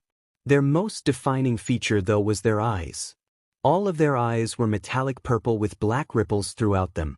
Even Sakura's muddled brain could comprehend that these people definitely did not look friendly. One of figures stepped forward. He was a tall man with spiky orange hair and no emotion at all showing on his face. Suddenly he spoke. "Where is the Nine-Tails Jinchuriki?" he demanded in a dull monotone. Sakura's brain kicked into gear. "These people are after Naruto," was the only thought in her head. She got into a fighting stance. "I won't tell you anything," she challenged bravely. The man suddenly appeared in front of her, gripping her neck tightly with one hand. "Fast. thought Sakura as she tried to loosen his grip to no avail. "Tell me where he is, or I will kill you," said the spiky-haired man. Sakura's eyes widened. The man's voice had not changed. He did not seem affected in the slightest by what he had just said. Fear started to creep into Sakura as she realized man fully intended to carry out his threat. "I won't give Naruto up," Sakura thought resolutely. "I'll die happy if I can spend my last moments protecting him." A flash of sadness went through her. She hadn't even got the chance to talk to him about how he felt about her. Before Sakura could delve any deeper into all the things she hadn't done in her life, a cloaked hand shot out and gripped the wrist of the hand holding onto Sakura's neck. The hand squeezed the purple-eyed man's wrist enough to loosen his grip. Once Sakura's neck was released, the newcomer threw the man's arm away from him, forcing the man to take a few steps back. Sakura collapsed to her knees, heaving in air as fast as her body would allow. After a few moments she glanced up at her savior. She nearly melted on the spot. Naruto was standing in front of her protectively with his cloak billowing out behind him heroically. His cerulean eyes were flashing dangerously as his gaze bored into the man that had attacked Sakura. Despite the situation they were in, Sakura's body was starting to heat up as she gazed at the young man in front of her. For once she didn't try to stop herself, she was too exhausted to hold it. "God, he looks hot like that," she thought, still slightly dazed. "The nine-tailed Jinchuriki is here." "And who the hell are you?" demanded Naruto, dangerously quiet. The six figures all directed their blank stares at Naruto. The spiky-haired man who seemed to be their leader stepped forward. "We are Pain. And we are here to capture you," the man said, purple eyes glowing. "We are Pain. And we are here to capture you, Jinchuriki," the man said, purple eyes glowing. Naruto was about to retort when the Kyuubi interrupted him. "Naruto, don't be careless. His eyes are powerful. I have known only one other person to have them in my lifetime, and that was the Sage of the Six Paths," the Kyuubi informed Naruto in a serious voice. Naruto's eyes widened in shock. "The Sage? The man who pretty much created you and all the other tailed beasts?" Naruto asked hesitantly, not sure if he wanted to hear the answer. The Kyuubi had filled Naruto in about his past, including that of his creator, the Sage of the Six Paths. Even though Naruto couldn't see the Kyuubi, he could almost feel the fox nodding. "The very same. Don't worry though, the chances of this man or this group being as strong as the Sage is incredibly minute. The Sage was a being on another level, even to me." Naruto mentally sighed in relief, but his relief was cut short by the Kyuubi's next statement. "Needless to say, anyone possessing those eyes are going to be extremely powerful. Don't get cocky, Naruto, you may have to go all out," the demon fox warned. "Okay, thanks for the heads up, Kyuubi. I have to get on with it now though." Naruto finished before refocusing on the situation at hand. Naruto tore his gaze away from the purple-eyed man in front of him to look around him. While they were in a pretty big paved, empty courtyard, he knew that for a fight of this caliber it wouldn't be safe fighting in the village. He glanced behind him at his shell-shocked teammate who was still on her knees breathing hard. He didn't blame her. She had just been nearly choked to death.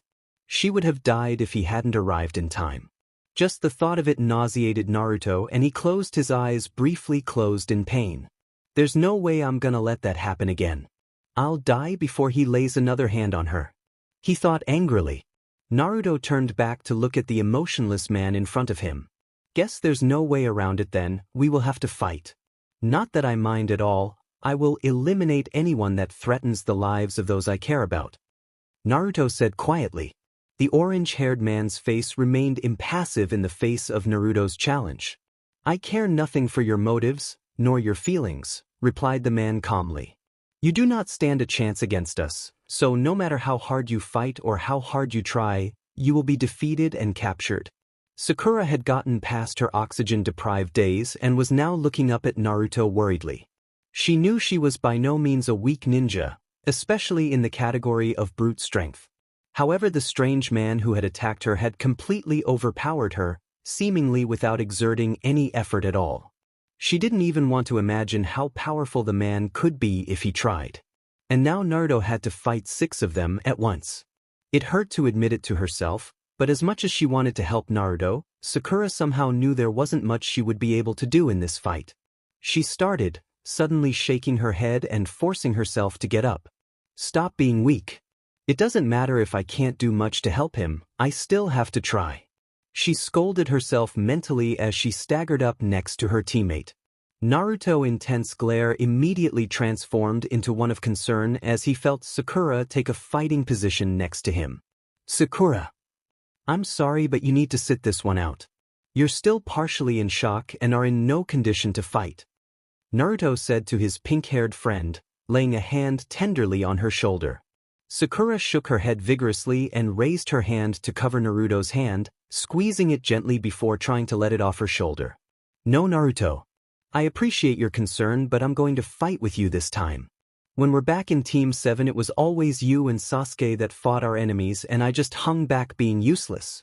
While you were gone, I trained as hard as I could with Tsuwanda-sensei so I would be able to fight with you when you got back. Let me show you that I can dash. She stopped abruptly as she felt Naruto's hand tighten on her shoulder. She looked into his azure eyes to see them full of determination and something else she couldn't quite recognize. Sakura. Naruto began staring deep into her eyes, willing her to understand. I know that you have improved a lot over the years I've been away, that much is obvious just by looking at you. I look forward to being able to fight alongside you, but this is my fight. I have a score to settle with these Akatsuki BSRDs, and I can tell I will need to take this fight seriously. Having someone with me while I fight seriously probably isn't a good idea. So please, let me do this alone. At that moment both Jiraiya and Tsunade made their entrance by landing down close to the two ex-Team 7 members who were both staring at each other. The two Sanin's eyes immediately drifted to 6 cloaked figures some 10 meters away from them. Jiraiya started as he took in the cloaks the figures were wearing. Akatsuki, he exclaimed, quickly adopting a fighting stance. Jiraiya then focused on the apparent leader of the group in front of him, and his eyes widened to epic proportions. What the hell? No, there's no way. Jiraiya thought in amazement and horror. Yahiko. The Toad Sanin whispered out loud. The orange-haired man in question turned his dull gaze to the two newcomers. That name means nothing to me. We are simply known as Pain and we are here to capture the Nine-Tails Jinchuriki. He informed the two older ninjas. Tsunade growled slightly. Well, you're not getting him, we won't let you, she said forcefully as she started to pull up her sleeves. The mysterious group focused their gaze on Tsunade. Anyone in the way of our objective will be destroyed, the lead man said nonchalantly as started to raise a hand slowly. Oh. Naruto shouted, causing everyone including Pain to look at him. You just want me, don't you? I'll fight you alone, don't include anyone else. Naruto said looking at the Akatsuki members. Jiraiya and Tsunade looked at Naruto in shock and anger. What are you saying, brat? Don't be stupid and cocky. We will fight against him together with you. Jiraiya exclaimed loudly. That's right, Naruto, we're not going to risk you getting hurt or taken away by Dash, Tsunade began but was cut off by Naruto's raised palm. I'm not being stupid or cocky. If I want to take this fight seriously, I need to fight alone. Naruto said as he began to walk forward. Jiraiya-sensei, Sanasama, I'm just asking you for once, to trust me. Naruto asked as he stopped in front of the two Sanin, facing away from them looking at Pain. Naruto's words hit both his elders hard. They still felt guilty about hiding things from Naruto and they knew that he didn't trust them as much anymore. They both cared deeply for the blonde-haired boy and despite how they acted, they respected and trusted his judgment more than they let on. Jiraiya clenched his fists so tightly that his coarse hands became white as he came to a decision. Fine, Naruto, you can fight them alone, I know what this means. But as soon as you seem like you're in trouble, we're jumping. No matter what you say. Naruto lowered his head and smiled slightly. Thank you, that trust means more to me than you know. I won't betray it. Trust me again when I say I won't let anything happen to anyone I care about, I will protect this village. He said in a quiet voice full of determination. Naruto raised his gaze to the group in front of him. We need to change location, I will not fight where I put the villagers' lives in danger. Follow me and we'll go somewhere where we won't disturb anyone. He said in a calm voice. It makes no difference, the outcome will still be the same. The orange-haired man replied. Naruto nodded and was just about to take off to the village gates when he was interrupted by a shout. Naruto! Sakura called suddenly, causing Naruto to turn around to look at her. Even though Sakura was prepared to let Naruto fight this pain group by himself, that wasn't to say she wasn't worried about her teammate. In fact, all she wanted to do was to run up to him and beg him not to do it and let everyone fight with him. Even after him only being back in Konoha a day and a bit, Sakura was already extremely protective of her blonde teammate. The only reason she was letting him do this is because she wanted him to know she trusted him. She knew after the whole secrets being kept from him debacle that it was going to be hard for him to trust people again. She wanted more than anything to make him understand that he could trust and rely on her. And if this was the best way to show him, then she would have to deal with him being unsafe. Naruto. She stuttered slightly, thinking of how she could get her feelings across to him. I'm not happy with this, and if I'm letting you do this, I'm expecting you to come back in one piece, okay? She said in a forced happy-sounding voice, smiling. However, the slight break in her voice at the end of her sentence gave away her true feelings. Naruto sensed Sakura's worry for him and gave her a wide, happy smile. He didn't have to force it all. Knowing that she was concerned about him made him inexplicably happy. Don't worry, Sakura-chan. I don't plan on getting captured anytime soon. I'll try and make sure you don't have to heal me too much. He replied with his old trademark, thumb up and grinning sign. He then abruptly jumped onto a nearby rooftop and sped away towards the village wall with Pain in hot pursuit. Sakura gazed after him with wide eyes, blushing slightly. She hadn't missed the suffix Naruto had added onto the end of her name, and she couldn't stop herself from thinking that she liked hearing it. A lot.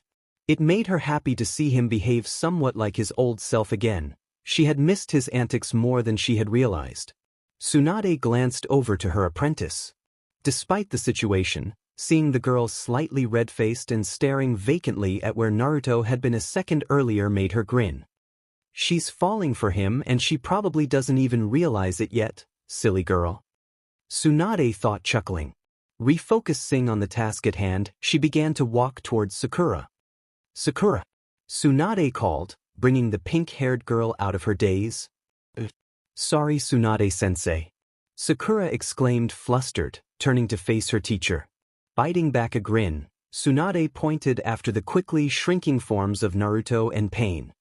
Even if I agreed to not interfere with his fight, I'll be dead if I'm not there to jump in if I need to. You okay to travel fast? The Hokage asked Sakura. Sakura nodded her head vigorously. She was planning to go after Naruto anyway, regardless of what her teacher said. She was happy to have some backup. Sure thing, Tsunade-sensei. Sakura exclaimed before immediately shooting off in pursuit of her friend. Jiraiya chuckled as he and Tsunade watched Sakura take off so fast she left an afterimage. She cares about the boy a lot, doesn't she? Jiraiya asked Tsunade without looking at her. Tsunade smiled at the question. More than she realizes. Now come on, you old pervert, or we'll get left behind. She answered. Without bothering to retort to the less than respectable nickname, Jiraiya quickly bit his thumb hard enough to draw BL'd. You go after them now. I have to do something quickly first, he said before slamming an open palm into the ground. Kakashi was spending an uneventful morning doing paperwork.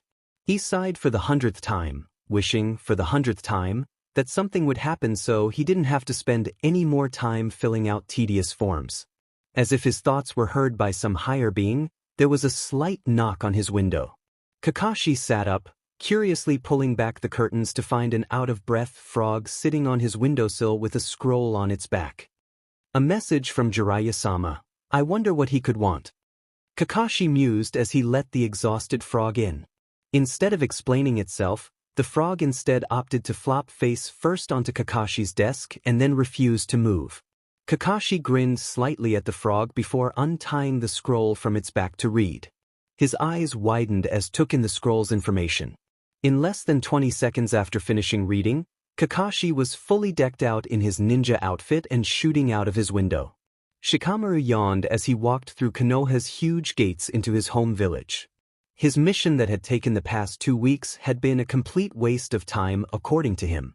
Him and Asuma, his sensei, had been instructed to patrol around the fire country near Konoha, looking around for any signs of Akatsuki movements. After talking to countless people and walking for more miles than even Shikamaru's brain could count, their search had come up fruitless. Shikamaru sighed. "Well, I'm glad to see the end of that troublesome mission," he said in his usual monotone voice. Asuma laughed. "Well, for once I agree with you, Shikamaru. That mission was indeed troublesome," he said, grinning at the use of his student's favorite word. Shikamaru was about to reply when something out of the corner of his eye caught his attention. He stopped dead in his tracks as he saw a blonde-haired cloaked figure apparently being chased by 6 other figures across the rooftops in patterned cloaks which looked suspiciously like the signature getup of the Akatsuki. Asuma noticed his student stop walking and turned to look at him. As he saw Shikamaru's wide-eyed gaze, Asuma quickly searched for what Shikamaru was looking at. His reaction was much the same as his shocked student. The spectacle became even more unbelievable as now a pink-haired girl who could only have been Sakura could be seen trailing behind the initial chasers, who was then followed by Jiraiya the Toad Sanin and the Hokage, who seemed to be having a race to see who could run faster over the rooftops. Asuma was the first to be able to make his mouth function properly. "Shikamaru, I will go after them to find out firsthand what the hell is going on. Either way, it seems Akatsuki has invaded the village and they're going to need as much help as they can get. You go and get your teammates and their Jounin sensei and then follow after me. They seem to be trying to get outside the village," Asuma ordered professionally, living up to his rank of Jounin. Shikamaru simply nodded and ran off in the opposite direction to his sensei, trying to wrap his big brain around what he had just seen and what it entailed. Then something hit him. Was that Naruto?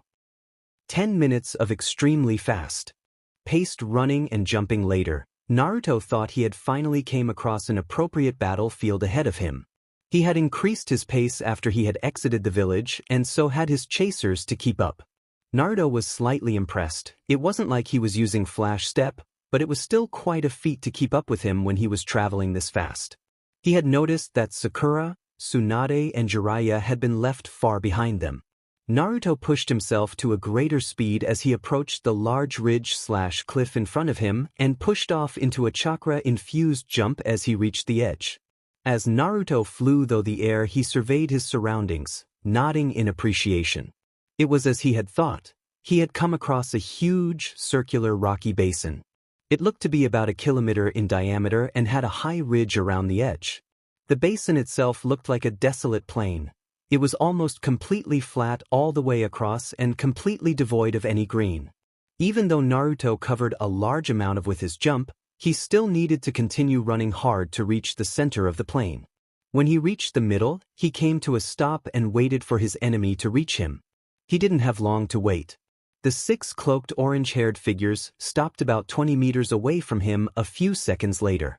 Naruto noticed that, like himself, the mysterious group in front of him was barely breathing hard at all.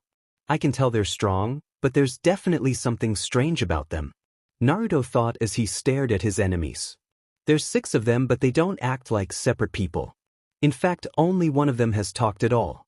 The rest of them seem to simultaneously act, almost as if they have someone controlling them. I guess I'll find out soon enough. There's a few things I'd like to know before we start this," Naruto called across the distance between him and Pain. "You've told me your name is Pain," Naruto continued. "But you're a group of people, not one person. Who or what are you? And what are your motives? I know Akatsuki are trying to capture all of the tailed beasts, but why are you doing this? What's in it for you?" There was a slight pause before the designated speaker of the group answered him. "We are not singular, we are simply Pain. We are an entity that has risen above the level of ordinary beings to achieve our goals. I am the leader of the group Akatsuki and I feel no need to tell you anything apart from that," the man replied in a dull voice. Naruto gritted his teeth. This is the Akatsuki leader. There's no doubt about his strength now. He thought apprehensively. Something else from what the said hit him. A being on a level above the ordinary. I guess I'll have to test that out for myself, Naruto thought, bearing a slightly wolfish grin. "Okay, talking time is over," Naruto called suddenly. "Get ready." Naruto spread his legs slightly, ready to move, But before he could, one of the group spilt off, making quick hand seals. Kuchios no Jutsu, the man yelled before slamming his hand into the ground. Naruto held back, content now to let his enemy make the first move to attack. His eyes widened slightly as there were two huge puffs of smoke and two extremely large charging rhinos appeared from the smoke. Interesting, I didn't expect that, thought Naruto. I wonder if they all do different things. That would explain why there's a group of them. Naruto stood still and watched as the two gigantic animals spilt apart and closed down on him from either side. It was this moment when Sakura, Jiraiya and Tsunade finally arrived at the edge of the ridge. Sakura's eyes widened as she saw the monsters charging towards a stationary figure that could only be Naruto. Jiraiya sensed her panic and laid a hand on her shoulder. I'm sure that Naruto has something in mind, don't worry. One thing I learned while training him is that he is actually a lot more intelligent than people believe. Just believe in him and watch. Jiraiya said reassuringly. Sakura felt herself calm down a bit, not much though, and resumed staring at Naruto, willing him to move. Back down on the battlefield, Naruto could almost feel the breath of the two creatures. They were so close. Their humongous horns were lowered so the points would drive straight into him. Strangely though, Naruto grinned. Sorry, he said calmly. This won't be enough. Just as the tips of the creature's horns came with touching distance, Naruto threw up both his arms on either side and blocked incoming horns with his bare palms. Even though the monstrosities smashed into Naruto with incredible force, Naruto's hands did not move an inch under the impact. The creatures were forced into a dead stop after running at full pelt. The outcome of this was both the huge animals' necks snapping under the pressure, causing both summons to disappear in two puffs of smoke. The leader of the group, who had remained unmoving, expressed emotion for the first time by slightly widening his eyes. Stopping such a force with nothing but bare hands without moving at all. This man was strong. Naruto looked up, still grinning. My turn, he said before disappearing to a loud swishing noise before everyone's eyes. Naruto immediately reappeared in front the pain member that had summoned the rhinos. The man couldn't react fast enough as Naruto plowed a fist into his stomach, sending the man flying backwards. Even the punch connected. Another, broader man appeared behind Naruto, trying to kick Naruto in the back. Naruto immediately flash-stepped behind the man, effectively dodging the kick and then going for one of his own. Much to Naruto's surprise, the man shot an arm to his side, blocking the kick without even turning around.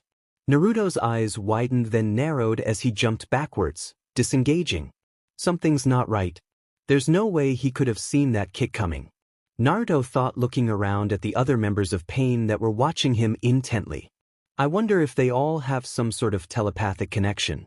That would explain why he was able to block that kick without looking. Naruto deduced mentally. Naruto held his hands out to his side, forming two Rasengan, one in each hand. Time to see what happens when I attack the leader, he thought before running forward and disappearing into another flash step. As Naruto disappeared, one of cloaked men positioned himself in front of the leader. No sooner had he moved, Naruto reappeared, slamming one Rasengan into the man in front of his target. Strangely though, his Rasengan seemed to be having no effect. Naruto gasped as he saw his spiraling orb being SE into a force field around the man. Naruto quickly deduced that this man's power must have something to do with absorbing attacks. Thinking on the spot, Naruto slammed his other Rasengan into the ground in front of the man. Naruto escaped the resulting explosion by flash-stepping to the man's side, who was now distracted by the pieces of high-speed rock that was flying towards him. Naruto quickly sent the man flying with spinning kick, already forming another Rasengan in his hand. As his feet hit the ground, Naruto disappeared and reappeared next to his original target, swinging the Rasengan towards the leader. The man in question, however, did not seem worried by the fact that he had a spinning ball of chakra headed for his face. Instead, he lifted both of arms quickly and shouted, "Shinra Tensei." A wave of pure power pushed outwards from the man, hitting Naruto straight on and throwing him violently up into the air. Sakura's heart missed a beat as she saw Naruto's form being thrown into the air like a rag doll. Her hopes had been high when she saw Naruto stop the summons with his bare hands, but now that she saw him being overpowered, she was back into her panic mode. Despite the obvious risk and power difference, all she wanted to do was to run down there and smash the weird-eyed man's face in. Only the grip of Jiraiya's strong hand on her shoulder stopped her from moving. Tsunade and Jiraiya watched on in silence, not outwardly showing what they were feeling. Despite being hit full frontal by Pain's attack, Naruto still managed to land on his feet, albeit breathing with BLD running from the corner of his mouth. "Che," Naruto said as he spat a gob of BLD onto the ground. "I wasn't expecting that. You've got some pretty unique abilities there. I guess it's time for me to get a bit serious, Oswell." Naruto raised his right arm and touched the left side of his collarbone, right where his chakra seal was. "Tomen," Naruto exclaimed forcefully, causing the seal beneath his cloak to disappear. The effect was immediate. A wave of immense chakra pushed out from Naruto, causing the wind to pick up and swirl around at insane speeds all across the battlefield. The buffeting winds blew over the edge of the ridge, forcing the spectators to take a step backwards. It was Sakura's first time experiencing Naruto's full chakra firsthand. To say she was shocked was an understatement. What the hell? How can Naruto possibly have this much chakra? It's like the times when the Kyuubi's chakra took over him, but it doesn't seem evil or oppressive. It's just insane. Sakura thought, bewildered. Clearly someone else shared her thoughts. "What in the name of Kami was that?" came a shout from behind them. The three spectators turned around in surprise to see Asuma approaching them, closely followed by quite a large group of people. Shikamaru, Ino, Chuji, Kiba, Lee, Hinata, Niji, 10 of the Konoha 11 were approaching along with Kakashi and Madogai. "That," said Jiraiya proudly as the group rushed to join them at the ridge overlooking the basin, "was Naruto's full chakra being released." All of the newcomers, aside from Kakashi, turned and stared at him like there was something wrong with him. Shikamaru, being informed of Naruto's return on the way to the fight, spoke up. How could that have been Naruto's chakra? It was monstrous. He questioned loudly. The BLD drained from his face as a thought hit him. "It isn't. The Kyuubi, is it?" he asked in a much quieter and more panicked voice. Tsunade answered his question by shaking her head. "No, I don't know if you've experienced the Kyuubi's chakra before, but the one you just felt was distinctly different. There's no evil taint to it at all. This is the result of Naruto and the Kyuubi working together. This is both of their chakras mixed as one." The Hokage informed the group. As the group tried to absorb this information, Kakashi spoke up. "I don't mean to sound rude, but why aren't you helping him? He's apparently fighting people from Akatsuki and we're just up here watching," he demanded in an unusually annoyed tone. Jiraiya started to explain but was interrupted by Sakura. "Naruto said he needed to fight alone this time," she said quietly, biting her lip. "This means a lot to him, so we are trusting him this time and he trusts us to respect his wishes. He's had his trust in people broken enough already, don't you think, Kakashi-sensei?" Even though Sakura wasn't accusing Kakashi, he still flinched at her words. He was still regretting the fact that Naruto had been kept in the dark about Akatsuki and Gaara. Even though he was actually ordered to not tell Naruto, he still felt partly responsible. He lowered his head slightly. "Sakura's right, if this is what he wants then we should respect his wishes. We just have to believe in him." The group all nodded reluctantly and took their positions along the edge to watch the fight, all hoping that Naruto managed to win and emerge unscathed. One person, though, was hoping more than the rest. Back down on the basin floor, Naruto's insane chakra had finally stabilized. The air around him was still whirling around slightly, causing his cloak to flutter out behind him. The only obvious change to Naruto was that his whites of his eyes were now glowing golden, matching his hair. Naruto grinned. It felt good to let his chakra loose once in a while. He hadn't done it for weeks. He cracked his neck nonchalantly, all pain from Pain's attack gone. Even though there was no sign of it, Pain was surprised and slightly impressed by the chakra that Naruto was emitting. It was at the level of a Jinchuriki that was totally paired with its bijou, perhaps even more so. Yet the boy had not transformed into a bijou like he knew other Jinchurikis did when they released this level of chakra. This boy is something else, was the thought that drifted through the minds of members of Pain. The leader spoke up. "Impressive, chakra boy. How did you achieve it without releasing your bijou?" The man asked uncharacteristically. Naruto smiled. Let's just say I have a very good relationship with my inner demon. Naruto replied. But I don't think you should be worrying about things like that right now.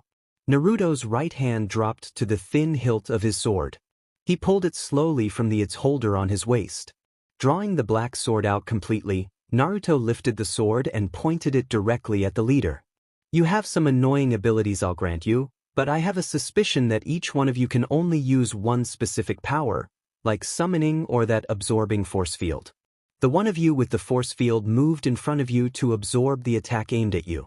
If you had that ability yourself, he wouldn't have had to cover you. Also, you all seem to be connected somehow, because each one of you seem to know where I am without looking at me directly. So I guess the simplest way to get around these problems is to just eliminate you one by one. Naruto deduced out loud. The leader's eyes widened dramatically. This boy had been able to figure out so much about them in just a few minutes of combat. No one had ever been able to analyze his abilities that fast. In Naruto's head, the QB was chuckling. About damn time, boy, I've been waiting for you to let loose a bit. It's been too long. The QB said, grinning. Sorry to keep you waiting, QB. Naruto replied, chuckling inwardly. Naruto continued to stare into the leader's eyes. You better take this seriously from now on. Naruto commented in a quiet, confident voice. The leader's emotionless mask shifted slightly as his eyes narrowed in anger. Don't get cocky, brat, he yelled before breaking into a fast run, tearing across the field towards Naruto. As he neared Naruto, the man pulled a short, black rod-looking weapon from his sleeve and proceeded to lunge forward with it, intent on impaling it through Naruto's chest. Naruto didn't even blink as he swung his one-handed sword in short arc to intercept the incoming weapon. The leader's eyes widened as he saw his weapon sliced in half by the blonde Jinchuriki's sword like it was butter. Wasting no time, the purple-eyed man raised his hands shouting, Shinra Tensei. In response, Naruto swung his katana to meet the encroaching wave of power. As the two opposing forces clashed, chunks of earth below the combatants' feet were ripped from the ground and flung aside in great volume. Naruto gritted his teeth as he pushed as much chakra as he could into his sword, causing the sword to become enveloped in a swirling black aura. Tense moments passed as both parties tried to overcome each other. Suddenly, the pain leader was thrown backwards with great force as Naruto's sword overcame his pushing force field, accompanied by an explosion that rocked the area. Naruto shot forward to press the advantage but was cut off by some large, multiple-headed dog summons. Naruto growled at the setback, but that's all the summons were, minor setbacks. Naruto became a blur as he flash-stepped past the dogs, who disappeared into clouds of smoke as they went from 2 full dogs to 4 halves. Finished with the summons, Naruto continued his rush at the leader of the group. However, he was once again cut off by more of the dog summons. Naruto jumped back with narrowed eyes. There was now 4 snarling multiple-headed dogs charging at him. With a combination of Rasengan and blistering sword slashes, Naruto managed to kill the 4 dogs in under 10 seconds. He jumped backwards, putting some distance between him and Pain. He was already suspicious that wasn't the end of the dog summons, and he wasn't disappointed. This time 8 dogs poofed into existence, ready to try and tear him apart. Every time I kill one, 2 more take its place no matter how fast I kill them. Naruto hypothesized. I don't have time to play around anymore, growled Naruto, annoyed. He held out his sword at arm's length, pointing it past the advancing animals at the person who had summoned them. His sword began to emit the same swirling black aura as Naruto focused his chakra into it. Naruto waited until the dogs were almost upon before acting. Kajimori! Naruto shouted.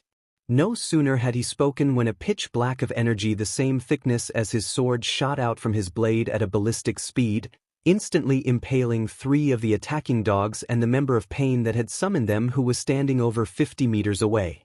There was a slight pause as the dog summons halted their movements and then poofed out of existence. Both the members of Pain and the spectators of the looked on in shock. It seemed to everyone that Naruto's sword has just extended to over 50 meters faster than anyone could see. The Pain member that had been impaled through the chest lifted up a shaking hand to try and grip the blade of energy to pull it out. He immediately realized his mistake when as his hand came into contact with the blade, he received a deep cut across his palm. The leader of the group removed his gaze from the sight of the impaled man to look across at Naruto, who was still holding his sword at arm's length. "What is that ability, boy?" questioned the ripple-eyed man, curiosity piqued. Naruto gave a slight, proud smile. "This is my own original technique I came up with while I was training. I collect large amounts of chakra in my sword and then release it, forcing it to retain the shape of my blade. The result of the chakra being forced into such a small and thin shape is that it's incredibly sharp and fast to shoot out. This is actually my first time using it in a real fight. You should be honored," Naruto explained. Finishing his speech, Naruto suddenly jerked his wrist, causing his sword to cut diagonally downwards, running through the unfortunate man's chest and carving him into 2 pieces. "One down, 5 to go," thought Naruto somewhat triumphantly as his chakra-infused blade returned to its normal length. His victorious feeling didn't last long, however, as one of the pain members that hadn't engaged in the fight yet stepped forward.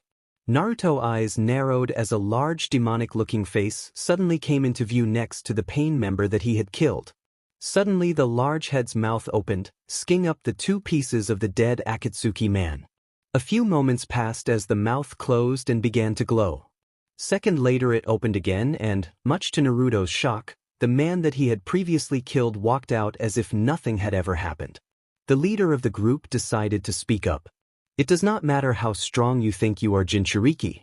We are on another level entirely to people like you. I'll congratulate you on the fact that you managed to indeed kill one of us, but it matters not when we can revive them in a matter of moments. You cannot seem to see the difference in the levels of power between us, but I do not blame you. Someone of your caliber could not even begin to dash." The man's bragging session was cut off as Naruto disappeared from his view. "The difference in our powers, you say? You're right, there is a difference," Naruto said, his voice coming from behind the leader. The orange-haired man whirled around to see Naruto standing a few meters away from him with an overly large swirling Rasengan in one hand and his katana in the other. Naruto pulled his arm back, ready to smash the sphere of chakra into the man's face when the pain member that could absorb attacks appeared in front of him, ready to absorb the spinning orb. Naruto just grinned. They had played right into his hands. Naruto suddenly fizzled out of existence, shocking all the pain members. Securio Kabushin. Another original technique that's made possible by flash stepping. What you just saw there was an after image. Naruto's voice explained, coming from about 20 meters away, behind the man that could apparently revive people from the dead. 6 pairs of eyes barely had time to register where the blonde-haired boy was when Naruto smashed the real oversized ball of chakra into the man's back. The man didn't even have time to scream as his body was disintegrated by the immense chakra tearing at him. As the man completely disappeared, Naruto stood up straight, swinging his sword over his shoulder and smiling as if nothing had happened. "If my theory's right about each one of you having different powers, I'm guessing you can't revive each other anymore," Naruto said in an amused tone. He swung his sword down in an arc so it ended up hanging down by his side. "Now," Naruto said in a much more serious manner, his eyes once again glowing golden and his chakra flaring. "Allow me to show you the difference in our power." The spectators up on the ridge could only watch on, speechless, as Naruto literally tore through Pain's members. As soon as he finished talking, Naruto disappeared, reappearing in the air above the newly revived summoner. The summoner tried desperately to make the hand signs to summon a creature in defense but wasn't quite fast enough. Naruto's blade hummed down in a deadly arc, slicing the unfortunate man's arms off at the elbow. Not even giving the man time enough to deal with the pain from his arms, Naruto threw a devastating punch at his head, sending the man flying backwards. To finish him off, Naruto raised his sword like a javelin and threw it after the flying man, impaling him through the heart. Sensing another member of Pain coming up behind him, Naruto ducked, avoiding the lethal metal rod weapon that was aimed at his head. Naruto swept his right leg out, catching the man under the knees and knocking him to the floor. Pressing the advantage, Naruto dropped a heavy kick into the down man's stomach, causing the ground to crack underneath him. Before he could finish the man off, he was interrupted by a long-haired member of Pain who was trying to grab his head. deciding that he definitely did not want to find out what new ability this man possessed. Naruto flash stepped sideways away from the man's hand and launched a kick into the side of man's head. Naruto was slightly surprised when the man caught the kick with his free hand and once again lunged for his head. Naruto didn't have time to form a Rasengan and he didn't have his sword with him, so he decided to try out a new technique he had been working on. He quickly focused chakra the same way he did for flash stepping, but instead of sending the chakra to his feet and legs, he sent it to his arms and hands. It had the desired effect. Naruto's arms became a blur as repetitively punched the long-haired man at speeds too fast to see with the naked eye. After withstanding 5 seconds of this onslaught, the heavily battered and broken man fell backwards onto his still-down teammate. Naruto used this opportunity of not being attacked to build up a powerful attack to kill both men at the same time. A tiny whirling ball of chakra appeared in the palm of right hand, getting consistently larger and darker. By the time the ball was the size of a normal Rasengan, it was almost completely black. Raising the spiraling orb above his head, Naruto shouted "Omoi Rasengan," before slamming it down upon the semi-conscious bodies of the piled-up pain members. The rocky ground seemed to turn to liquid as huge waves of rock and earth rose up and flew away from the center of the impact, creating a large crater where now only Naruto stood. What remained of the two men after being crushed by the massive weight of Naruto's attack could hardly be described as people. Jumping out of the crater with ease, Naruto landed and looked around, and what enemies remained? Only 3 of 6 original members of Pain were left: the leader, the man who could absorb attacks, and a very strange-looking person whose shape was humanoid but barely resembled a human. Without waiting to say anything, the strange-looking man suddenly held up an arm which had suddenly sprouted mechanical-looking attachments. The attachments proved to multiple missiles as they shot off the man's arm, careening towards the stationary Naruto. "Shit, this is tiring," thought Naruto exasperatedly as took off at a fast pace towards his sword, which was still embedded in one of the Pain's chest.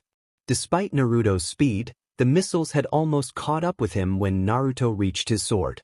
As soon as his hand wrapped around the sword's bandaged hilt, Naruto used an excessive flash step to travel about 50 meters away from the missiles. His hopes of losing them by flash stepping far enough away were dashed when he saw the missiles change direction and started hurtling towards him again. An idea hit him, but he narrowed his eyes. "This is gonna use up some chakra," he thought reluctantly as he once again raised his sword up to arm's length, furrowing his eyebrows in concentration. He focused on the 5 missiles speeding towards, judging where they were going to be seconds later.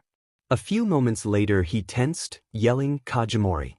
In the space of a second his blade extended and retracted 5 times, shooting out 5 pitch-black chakra lances. All 5 S of energy hit the missiles, causing them to explode simultaneously. Not finished yet though, Naruto held his arm out, pointing his sword to his side without turning to look. The Pain member that had launched the missiles was nearly 100 meters away, didn't even have time to react as he was impaled through the forehead by a 100-meter-long shadow lance. The next moment, the strange mechanical Pain went out the same way that was of his teammates had, cleaved into 2 pieces. Naruto only paused for a second in astonishment when the man didn't erupt in a shower of BLD, but mechanical parts. Shaking his head in wonder, Naruto crouched slightly and shot towards the leader once again, hoping to catch him unawares. Naruto didn't want this attack to be a repeat of last time, so instead of attacking with his sword he charged up an Udama Rasengan with one hand to test out how the leader's pushing force field reacted to ninjutsu techniques.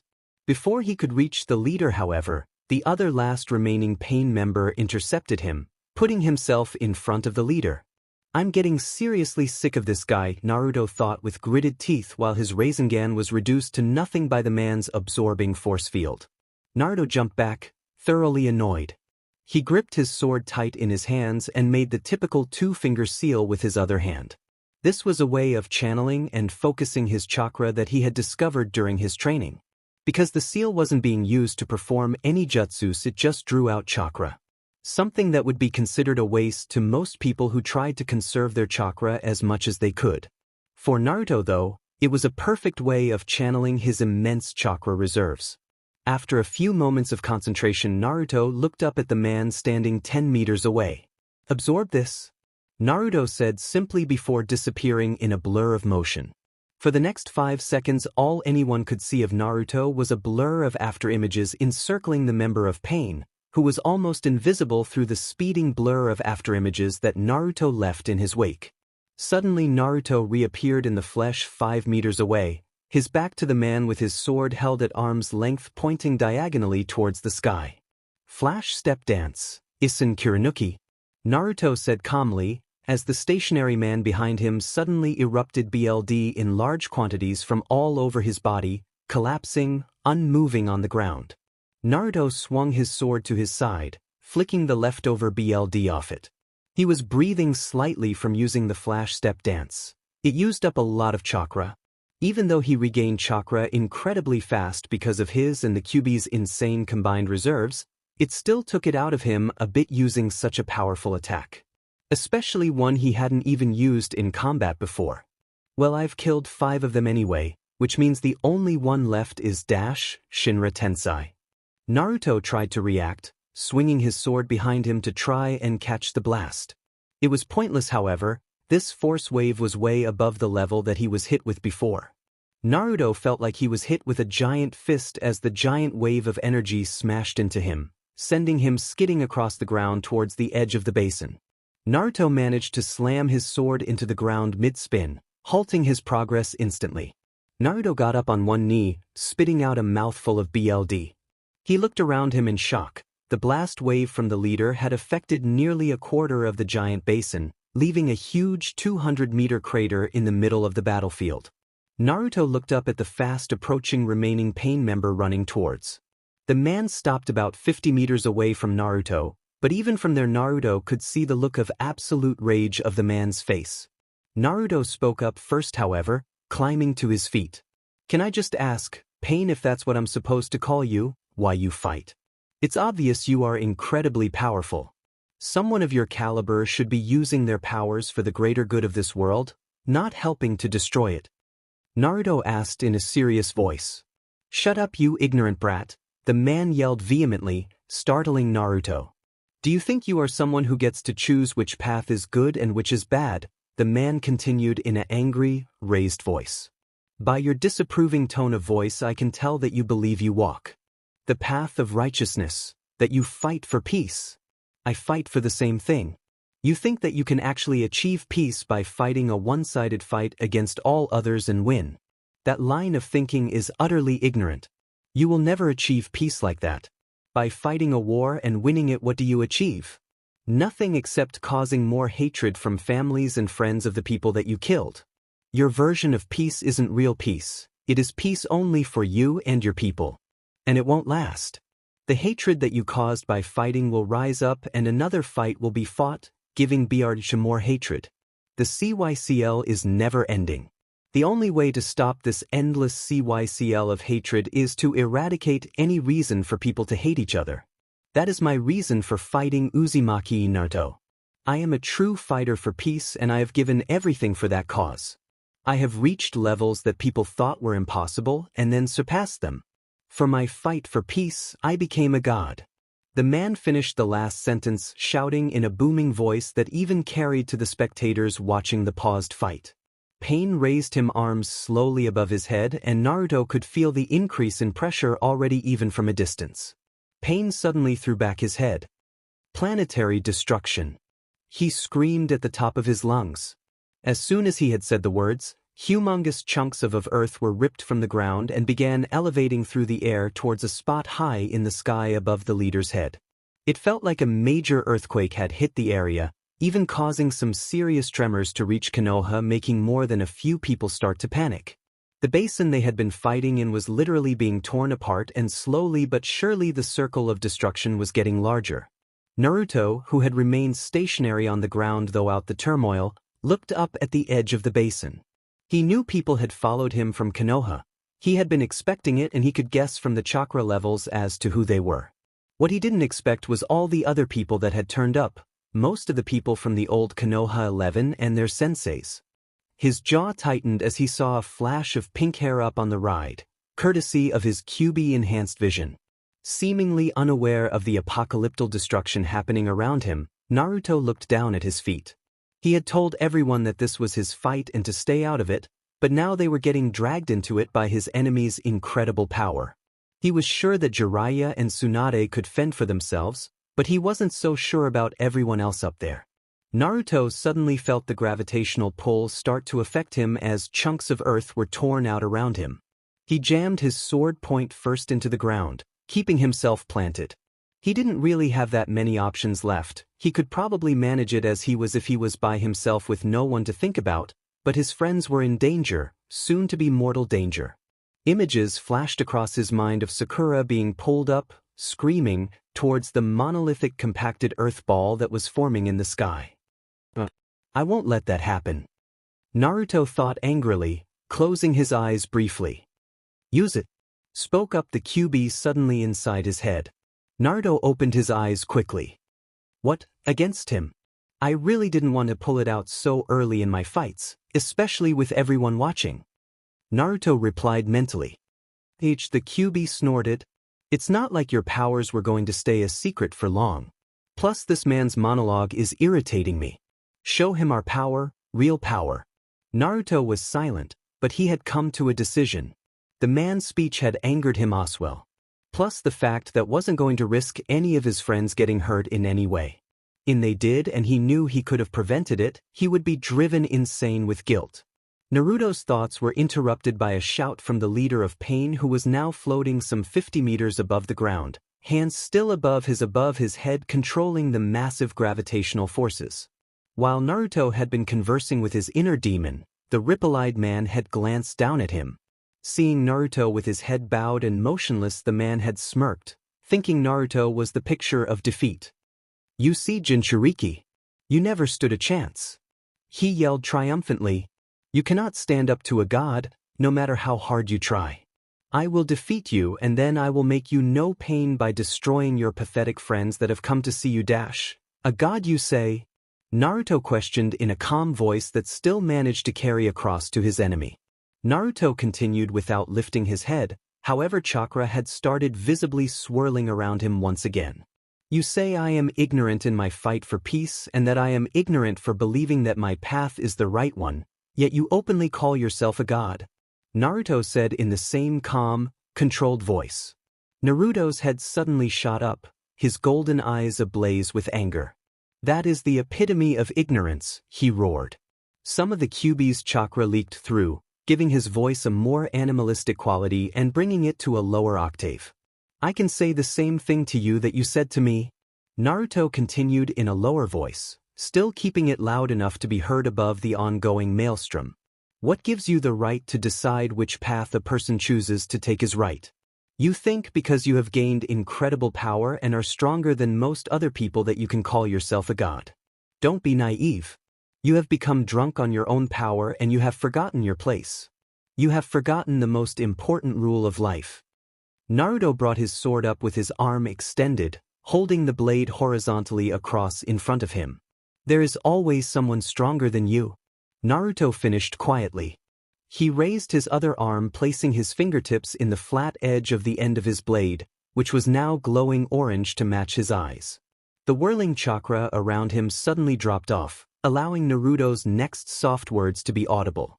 Go wild, Kurama. Even though the watchers of the fight had been expecting some output of power from Naruto, nothing could have possibly have prepared them for what happened next. The level of chakra that exploded from Naruto made his previous chakra release seem minute in comparison. The huge chunks of earth that were rising around him were immediately decimated, dissolving to rubble instantly. The explosion of immense energy reached all corners of the giant basin, and the spectators were forced to jump back as the edge of the ridge they were perched on started to crumble on the pressure. Pain, while still hovering stationary in the air, had eyes the size of dinner plates as he withstood the incredible pressure from being so close to the epicenter of the explosion. He tried to catch a glance at his enemy, but the Jinchuriki was invisible in a seemingly solid spinning orb of energy. Sakura and indeed every one of the spectators were speechless as they tried to comprehend what was happening in front of them. They had known that Naruto had become stronger from his time training, they had even accepted that he had become incredibly strong. But none of them expected anything of this magnitude. He's on a completely different level to us. thought a dazed Sakura. But so is that man. I've never seen a battle like this before. Their powers are so far above ours, it's almost like watching two gods fighting. Suddenly Naruto's chakra stabilized and a final burst of energy shot out in all directions from the blonde-haired Jinchuriki, cracking the ground all across the battlefield. The rushing winds and swirling chakra dissipated as well, allowing Naruto to finally become visible to everyone. Though it would seem impossible, everyone's eyes widened even further. Whatever they had expected, it wasn't this. The most noticeable thing was the 9 large, white, flowing tails that were sprouting from Naruto's tailbone. The next thing was the obvious changes all over the boy's body. It was almost if he was wearing an armor of the Kyuubi's skeleton over his body, but the new body parts were completely solid as seemed to be part of him. Naruto's cloak had completely disappeared, his body now covered by the odd white skin like armor. His arms and legs had what looked like light protective plates running down them. His hands looked normal apart from having 3-inch black claws that ran seamlessly off the end of his fingers. His feet were bare like his hands with similar, slightly shorter black claws protruding from where his toenails were before. His abdomen and chest areas were free of any armor and his heavily muscled body was open to the air, as well as his neck. His shoulders had what looked like a curved white armor plate fitted to them with a twisted horn-looking spike coming from each one pointing diagonally upwards. The last biggest change was his face, or more like what was on his face. Half of Naruto's head and face was as it was before, complete with spiky, blonde hair and whisker marks. The other side of his head, though, was covered with what looked like a mask made out of the same solid white material that covered most of his body. The half-mask looked exactly like a small replica of the demon fox's face fitted for Naruto's head, complete with a long raised fox ear and the start of a muzzle and snout. The mask had an eye hole as well, where a blazing golden eye was easily visible through. Both Naruto's eyes were completely golden now except for the pupil and seemed to radiate power. Naruto's sword had also seemingly disappeared during the transformation as well. The man who called himself Pain, meanwhile, was shaking in fury. Naruto's previous speech had hit him hard, which had caused him to become even more enraged. He had spent most of his life pursuing his goal of peace, and now this boy had made him question his beliefs and goals with a few simple sentences. Something snapped in the man and his reason went out the window. Die, he screamed as he threw his arms forward. The now insanely large compressed ball of earth and rock moved forward and started plummeting downwards in the direction that the man had signaled, down on top of Naruto. Sakura caught her breath as she saw what the man was doing. It didn't even cross her mind that if something that large and heavy crashed into the ground that her and the people around her were too close to be able to avoid being hit by the resulting destruction. She was only concerned with her teammates' safety. Naruto, however, did not seem concerned at all as he turned his golden gaze upwards to the fast-approaching monolithic orb of earth. It was so large that the whole area around Naruto had gone dark, it had blocked out the sun. Even though nobody could hear him, Naruto spoke up quietly. "I expected more from a god," he murmured expressionlessly. He slowly raised one hand above his head, pointing towards the epic meteor. He clawed his hand, his long black claws nearly meeting in the center of his palm. A small ball of pitch-black energy formed quickly in center of this space, spiraling off black of energy as it grew steadily larger in his clawed hand. Naruto's hand slowly unclawed as the orb of energy became larger, soon becoming triple the size of a normal Rasengan. Naruto's face remained expressionless as the huge sphere of earth came even closer. Just as it came within 50 meters of Naruto, he spoke. "Makuro Bijidama," he said shortly. The swirling orb of energy in his outstretched hand suddenly compressed to a tiny size then exploded outwards. The energy of the attack was not refined and direct like a Rasengan. It was completely raw and savage. The beam of black energy exploded outwards from Naruto's palm in a funnel-like shape, enveloping all of the massive meteor heading towards him. The monolithic ball was completely torn apart and destroyed on an atomic level by the power of the huge blast. The blast itself carried on past the fragmented ball and up into the sky, growing larger the further it traveled higher. The blast finally dissipated, but not before clearing the sky above of all clouds, leaving the sky completely blue and blemish-free. Naruto lowered his hand to side, sighing slightly. His keen eyes noticed a figure falling headfirst from the sky, trailing BLD. When it crashed into the ground, Naruto closed his eyes. It's finished, he thought. He wasn't happy though, the victory had seemed hollow to him. "Tesuch, puny god," commented the QB inside Naruto's head. "Even so, it felt good to let loose, Kit, thanks for that." Naruto could almost see the malicious grin the fox's face. Naruto Flash stepped suddenly, clearing the distance between him and his fallen enemy in an instant. He gazed down at the dead man who had obviously been caught by the edge of Naruto's attack. The left half of his body was completely gone and the area around him was drenched in BLD. His head was still intact though, and as Naruto looked upon it he was slightly shocked. The man's last facial expression before he died was one of complete lack of expression. The man had known he was going to die. This was proven by the fact that he had closed his eyes before he died. But even so, his face was expressionless, not something you would expect of someone who knew they were about to die. Naruto bent down and frowned. The man had an awful lot of large piercings on his face, too much for them to be cosmetic. Naruto remembered that all of the group had had the same piercings as well. Curiosity piqued, Naruto reached out and softly touched one of the rod-like piercings. Immediately he felt a presence of a foreign chakra surging through it. Naruto quickly removed his hand and touched another piercing. His eyes narrowed as he realized what the piercings were. "What is it, Kit?" questioned the QB in a curious voice. "Those piercings. They're chakra receivers. This man and all the rest of the group were being controlled by someone else this entire time. And that person is still alive," replied Naruto in an intrigued voice.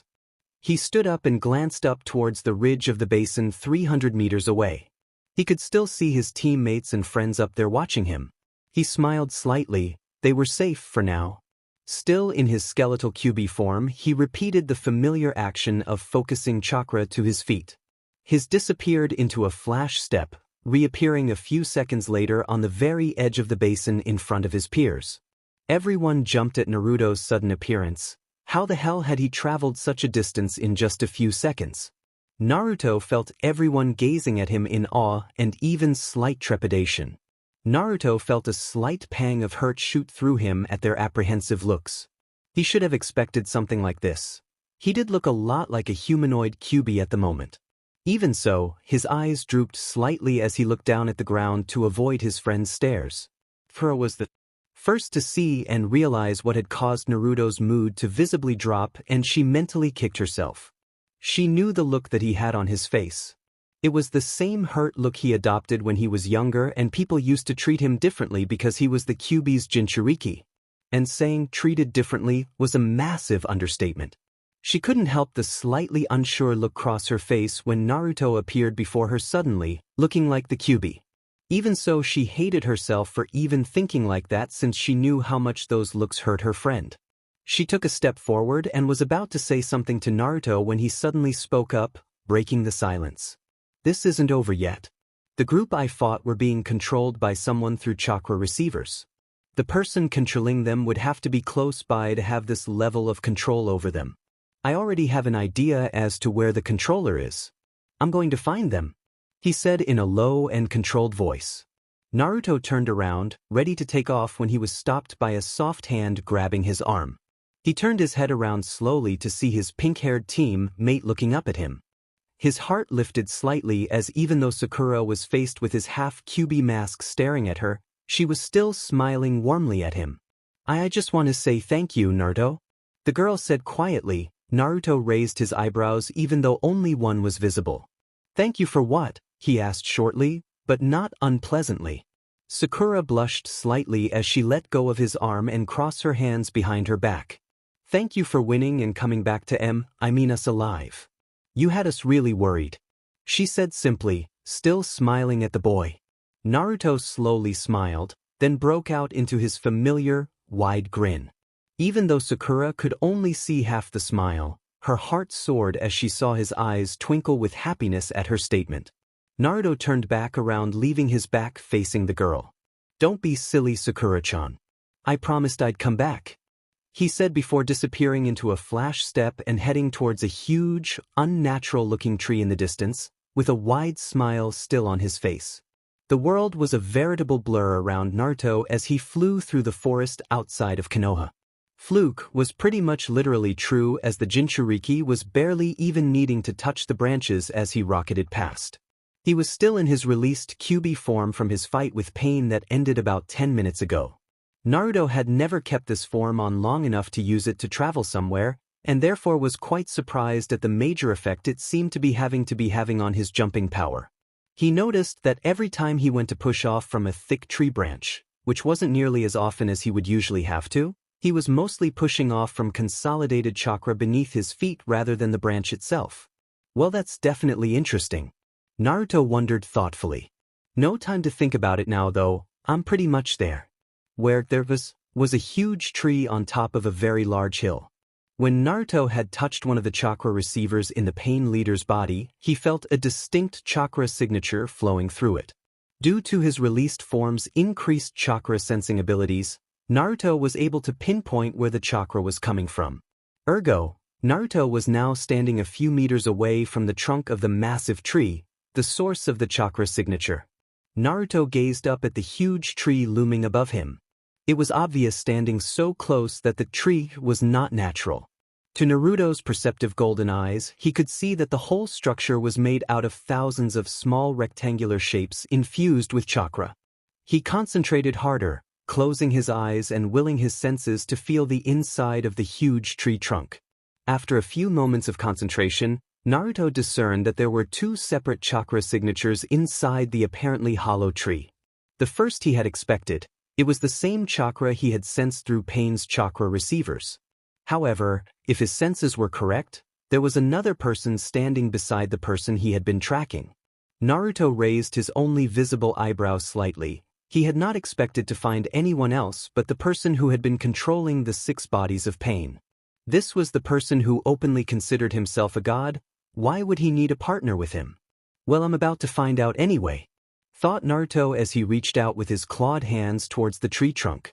His long, black claws pierced the weird skin of the tree like a warm knife through butter, and in one movement he tore a sizable opening in the trunk. As he warily stepped through the opening, he noticed that bark of the tree was in fact made up of what seemed to be layer upon layer of small pieces of paper. He didn't dwell too much on that mystery. He had more important things to think about, such as the gloomy shapes he could see, features hidden by the darkness. As he fully pushed into the huge hollow trunk, his eyes slowly adjusted to the darkness. His 9 large foxtails of his released form had made the entrance into the tree larger, shedding more light, literally, on the situation. Naruto could now see what was in front of him relatively clearly, and whatever he had been expecting, it wasn't this. The first thing he noticed was a large mechanical, spider-like contraption that took up most of floor space of the area. Naruto had never seen anything like it before and would have stared at it longer if his attention hadn't been immediately drawn away by the hunched-up shape seemingly attached to machine. With a jolt, Naruto realized that the bent-over shape was actually a person, a sickly pale and skinny person. The man's face, Naruto guessed it was a man, was hidden by his own dull red hair that was drooped over the front of his face. There was a slight movement which drew Naruto's attention to the other occupant of the room. A woman clad in the glaringly obvious Akatsuki robe had put herself between him and the obviously sick man. Naruto took in her features at a glance. She had relatively short light purple hair, accentuated by a purple origami flower attached to the side of her head. Even in a situation such as this, Naruto could see that the woman was strikingly attractive. Her pale, slender face made her golden eyes stand out, and her raised cheekbones made her look somehow high class. Her beauty was somewhat ruined, Naruto thought, by the anger and apprehension that showed so clearly on her face. Even though the woman was in a defensive stance, Naruto could see her taking in his appearance, the flicker of fear in her bright eyes. Before either of Naruto or the woman could say anything, a deep, quiet voice cut in. "Conan, don't. If he wanted to kill us, we would already be dead." Naruto started as he realized the voice had come from the prone figure attached to the machine. The woman known as Conan was instantly at the man's side, reaching up to gently touch his shoulder. "Nagato, don't exert yourself anymore. Your body can't dash, Kohona murmured softly before being cut off by a painfully thin raised hand. Don't fret, Kohona, I'm fine now. I just need to recover for a bit. The red-haired man replied in the same monotone voice as he slowly raised his body to an upright position. He immediately broke down into a heavy fit of coughing and slumped over again. Naruto's sweat dropped slightly. Fine, my butt. He looks like he's ready to keel over at any moment, he thought dryly. His thoughts were cut off immediately as the man managed to raise his head fully without succumbing to another coughing fit. If Naruto had been paying attention, he would have been shocked to see that the man's ribs and other chest bones were easily visible. He was so thin. However, Naruto was only paying attention to one thing, the man's eyes. So it was you then, the one that was controlling those bodies? Naruto said in a low voice, staring into the man's purple ripple-patterned eyes. The red-haired man nodded slightly even though it wasn't a question. Yes, Uzumaki Naruto, I am the person who controls, or controlled, the group known as Pain. I suppose you are worthy of that knowledge since you are the first person to ever best me in a fight. The crippled man answered, his voice slightly gaining in power the more he talked. You found me, you know I was the real enemy all along, yet you do not kill me. Why is that? He continued, his purple eyes boring into Naruto's. Naruto met his gaze frankly. I want to know how you became the way you are, he said shortly. Nagato's eyes widened slightly. He had expected the Jinchuriki to say many things, but this was not one of them. What do you mean? Naruto narrowed his eyes. I mean, what did it take for you to believe in such a warped sense of logic? What did it take for you to honestly believe that destroying thousands of innocent lives can possibly bring about peace? I want to know that. It was Nagato's turn to narrow his eyes in anger. What did it take, you say? All it took was for me to finally see just what kind of place the world really is. I will tell you my story, Uzumaki, and then maybe you can understand what true pain is and why I see the world the way I do. Over next half an hour, Nagato proceeded to retell all of the events from his amazingly sad and unpleasant life to Naruto. He told him of how his parents were killed by Leaf Ninja when he was a small child. How he had almost died of starvation before he met two young children his own age, Konan and Yahiko. How, much to Naruto's surprise, the three children had come across the three legendary Sanin of the Leaf, Jiraiya, Tsunade and Orochimaru. Even more of a shock to Naruto, he learnt that Jiraiya had stayed behind for 3 years to tutor the three orphans. The woman, Konan, who was standing beside Nagato, was smiling slightly at the memories of her, Yahiko and Nagato's years of training under the Toad Sanin. The smile abruptly turned into a hard straight line when Nagato began to talk about the three now grown-up orphans' fight with Hanzo the Salamander of the Rain. Nagato's voice started to quaver as he relived his best friend's death. Konan had lowered her head and silent tears could be seen flowing down her face. Naruto himself grimaced as he learnt of the horrible decision the Nagato had had to make, choose between Konan's life or Yahiko's, the two people that meant the most to him in the world. Naruto's heart clenched painfully as Nagato finished his story in a quiet voice, almost whispering of how Yahiko had impaled himself on Nagato's blade to save his friends. Naruto realized that this Yahiko was a rare type of person. One that had had noble goals and dreams that he would fight to death to see come true, but would also sacrifice himself to save his friends without hesitation. Naruto closed his eyes and paid his respects silently to the man that he had never known. He had no reason to doubt what Nagato was saying as he could see how emotionally distraught telling the story had made the red-haired man and the petite woman. As Nagato's story came to an end, the room was silent apart from the irregular muffled sobs from Konan. Nagato paused for a moment to take in a few shuddering breaths before speaking again. When his breathing had stabilized, the redhead looked up and locked his pain-filled eyes with Naruto's. Now do you see, Uzumaki, why I see the world the way I do? I can see the truth because I have felt true pain and lived a life of suffering. Because I can see the kind of place the world really is, I know what is needed to be done to fix it. We need to destroy all reason for hatred and start fresh. Naruto lowered his head at the older man's words. His reaction and emotions were masked by the shaggy blonde locks that fell down across his face. Keeping his head down, Naruto replied in a quiet voice. I understand that you and your partner have had an incredibly hard life, and all I can say is I'm sorry that you had to go through so much suffering. But Naruto raised his head, his flashing eyes shocking Nagato.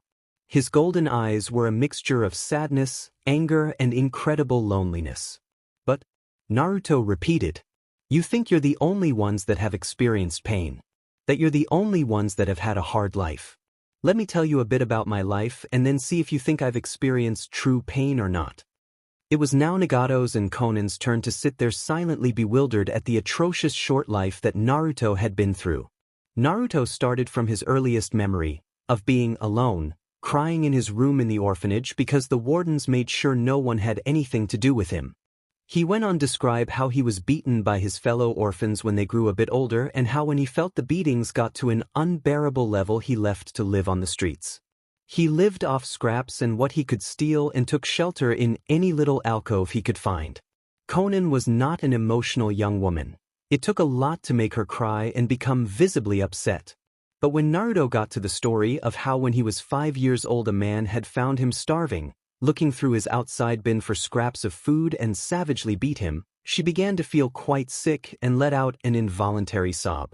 The story looked like it was picking up when the third Hokage had found the half-dead boy on a street corner and immediately tried to help him. Naruto told of how he was given his own apartment and a weekly allowance for food. Even then, though, the torture didn't stop. While Naruto's physical wounds had healed and he was no longer starving, he was severely emotionally damaged. Spending his entire life hated and completely alone was taking its toll on him. He desperately craved attention, he needed it. So he did what any other young boy would, he acted up. And indeed people did start to notice him more, if only to hate him more. At 8 years old Naruto had no idea of the beast inside of him, and therefore he had no idea why everyone seemed to hate him so much. It just became a constant of life to him. Inevitably, Naruto spiraled into a deep depression, incredibly unhealthy and sad for someone as young as he was. It became so bad that thoughts of suicide became an increasingly attractive option. One night he took a kitchen knife that he had been given by the third Hokage and held it out in front of him, the point nearly touching the area over his heart. Only his childish dream of becoming the Hokage stopped him. He decided, after a massive crying fit, that it was pathetic for him to give up without even trying to accomplish his one goal. The next day Naruto had joined the Ninja Academy, and that's where his life hit a turning point. He slowly made somewhat friends with 3 of his classmates, Shikamu, Chuji, and Kiba.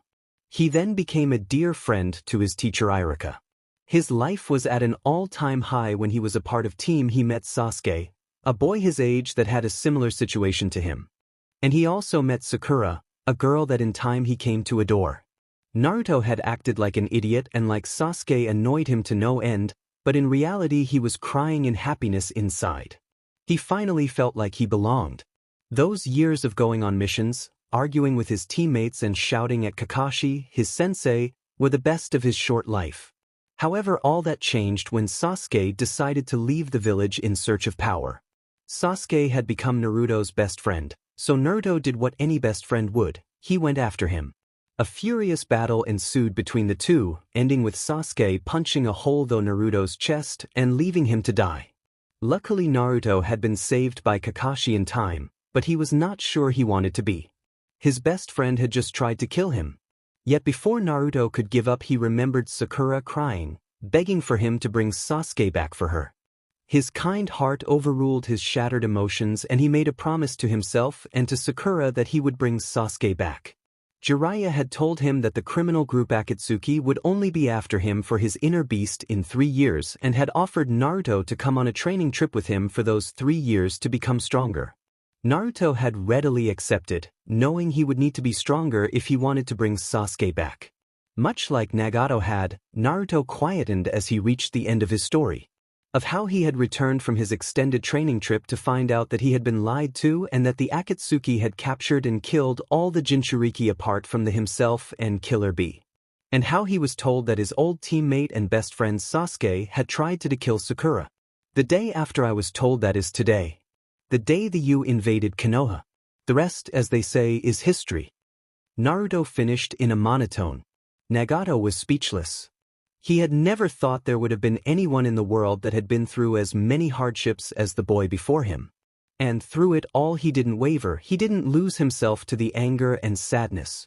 Like I have realized Nagato with a painful jolt.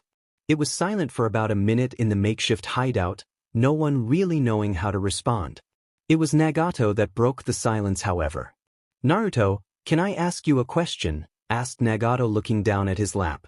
Naruto didn't fail to notice that he had been called by his first name for the first time.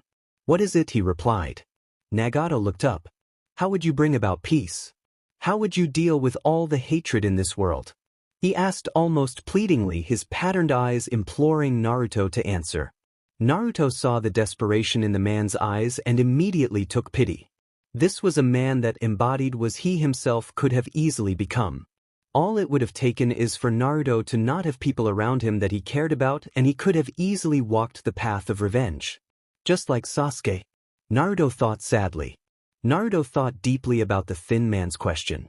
Naruto came to a decision. The man before him deserved an honest answer. "Honestly," Naruto began, "I don't have a definite answer. I don't think anyone does. I don't even know if true peace can even exist. All I know is that anyone who threatens what little peace and happiness that we do have is wrong, and that those people have to be dealt with. What the Akatsuki is doing is wrong. Your aims are wrong. You can't achieve peace through destroying everything or ruling over everything like a tyrant. Everyone who strives for peace has worked together to find the answer for your question. People like you and me have a responsibility. We know what it's like to feel pain and sorrow, and we have the powers to prevent that same pain affecting other people. I would have thought after the life you've lived that you'd want to protect and help as many people as possible, not destroy them."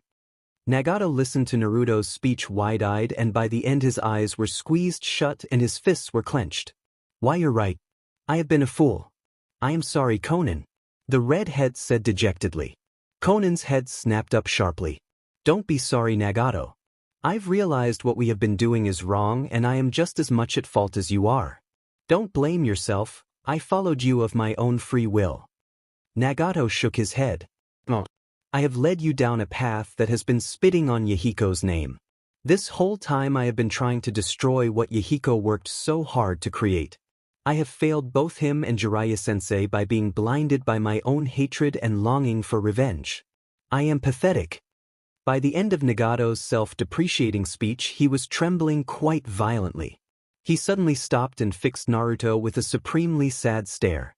"Naruto, finish what you came here to do.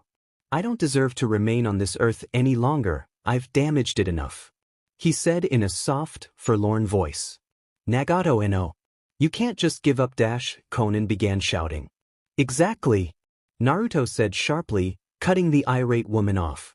As both young adults looked at him confusedly, Naruto continued. "Just as she says, you can't just give up now. I'll admit that I did come here with ending your life in mind, but now, I just couldn't do it," the blonde-haired youth said in an emotional voice. Naruto looked down at his feet. "I want to stay mad at you. I mean, you're the leader of the group that killed one of my best friends and nearly all of the Jinchuriki. I should hate you, but I just can't. Because of your severely stuffed-up life, you truly believed that what you were doing was right and that it would actually bring true peace. That's not the sign of someone that is truly evil." Naruto took a deep breath and looked up at the shocked-looking red-haired man in front of him with a determined glint in his eyes. "I think that if you understand now how your version of true peace was wrong and want to continue Yahiko's dream, you should stay alive and fight for it. Giving up because you have failed so far won't fix anything." As he was talking, Naruto's fox release form was slowly dissolving and dissipating into chakra that traveled to his hip, slowly reforming his black chakudo. A chakudo is basically a katana with a straight edge. His body slowly returned to its normal state, his dark gray cloak reforming over his body, albeit with major patches torn from it. Naruto's mask was the last thing to disappear, revealing his trademark foxy grin plastered across his face. "Live on, both on you. Keep on fighting in Yahiko's name. Keep on fighting so that when your time of death comes, you can look back on your life with a smile and feel proud of what you achieved." He raised his arm in front of him, his thumb up, completing the infamous pose. Nagato and Konan looked at the boy in front of them in complete bewilderment. For them it's seeing Yahiko in a different body. The blonde-haired boy had the same disarming, caring charm that had been one of Yahiko's greatest attributes. The power to change people. Thought Nagato, too shocked to reply straight away. In a matter of a few hours he has beaten me in a fight, spared my life even after I tried to kill him, and changed my entire outlook on life. The redhead smiled warmly for the first time in years. This man. Naruto Uzumaki, for whatever value it holds, I apologize and thank you from the bottom of my heart. Nagato said, finally speaking up. I don't know what I've done to deserve to be spared and forgiven by you, but I will take this opportunity to do just what you said. I will fight for what Yahiko wanted since he is not here to do it himself. You have saved me from my blindness and for that I am eternally grateful. Nagato announced sincerely before doing his best to bow while trapped from the waist down in his machine. Naruto was surprised, but pleasantly so. This was better than he could have hoped. The man before him had literally had a complete change of heart. His heart surged in hope. If he could cure Nagato of his revenge-driven madness, maybe he could do the same with Sasuke. Nagato wasn't finished yet though. He raised himself up from his bow, still smiling. For what it's worth, I would like you to know that I have decided to no longer be a part of Akatsuki as of now and that if you want, you can consider me your ally. I can't speak for Konan, but I am prepared to help you in any way I can in your quest for peace. Konan cleared her throat and spoke up. I'm in the same boat as Nagato. You may not realize how much you have done for us Uzumaki-san, but I want to know that I will be forever grateful. You can count on me as well if you need help, for anything at all. The purple-haired woman said with a shy smile. Naruto's smile grew until it covered most of his face and his hand went to the back of his head, scratching nervously. Hey, I didn't really do that much but thank you, I'll take you both up on that offer. He said warmly to the pair in front of him. Nagato returned his smile. Good to hear, and you did plenty believe me. The man's face suddenly became serious and he thought of something. Uzumaki-san, I'd love to stay and talk our plans but we cannot talk safely right now. Nagato said quickly. The spy member of Akatsuki, Zetsu, was undoubtedly watching the fight and is most likely watching this tree from some position not too far away. Konan has a teleportation technique ready, but it would be in our benefit to fool the Akatsuki into thinking that you killed us. Naruto's smile faded, his face turning into a serious, businesslike expression. He nodded curtly. What do you have in mind? He asked curiously. Everyone in Akatsuki is tracked through their rings. Nagato explained, holding up his hand with a ring on it. Even though I am the leader, the same applies to me and Konan. My plan is to have you use an attack powerfully enough to completely destroy this tree and everything in it. Just before you use the attack, we will leave via Konan's teleportation ability. If we leave our rings here as well for you to destroy, I think it will be enough to fool Zetsu into thinking you utterly destroyed our bodies. Sounds good to me, Naruto said with a grin. Lucky I've got just enough chakra left for one more attack. Are you ready to go now? He asked, looking towards Konan. She nodded and immediately made a seal with her hands, causing her body to break apart into thousands of small pieces of paper. Just before her arms dissolved, she pulled off her Akatsuki ring and tossed it to Naruto. Naruto nearly missed catching the ring as he stood entranced as the paper started to swirl around Nagato and his machine, glowing slightly. What an amazing ability! Thought Naruto in awe. Nagato pulled off his own ring and chucked it to the Jinchuriki, who deftly caught it. We have much to talk about, Uzumaki-san, as I think you'll agree. Would meeting us here in this spot in a week's time be agreeable to you? I think that would give enough time for everything to calm down a bit, don't you think? Nagato suggested as his body was slowly blocked from view by the rapidly circling papers.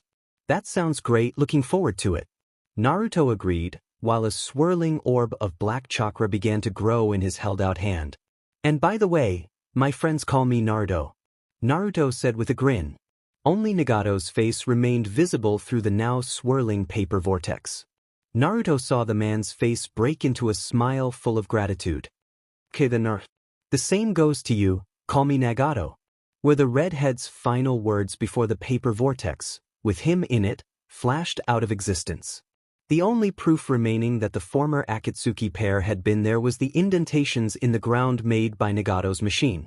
Naruto wasted no time, dropping the 2 rings on the ground in front of him while raising the now huge spiraling black orb above his head. Udama Omoi Rasengan. Naruto shouted, smashing the mass of spinning chakra into the ground. Zetsu was becoming impatient. It had been nearly an hour since the Nine-Tails Jinchuriki walked into the fake tree hiding Nagato and Konan. Zetsu had followed the blonde-haired boy from the fight scene and was now waiting for the final outcome. For Kami's sake, Nagato, what are you doing in there? The white half of Zetsu complained. There was no doubt in his mind that, somehow, Nagato had lost the fight. It was not his job to interfere though, or be concerned, and was just waiting for the Jinchuriki to kill the orphan pair and leave so he could collect their rings. His waiting game was finally over, however, signaled by an explosive noise that came from within the massive tree.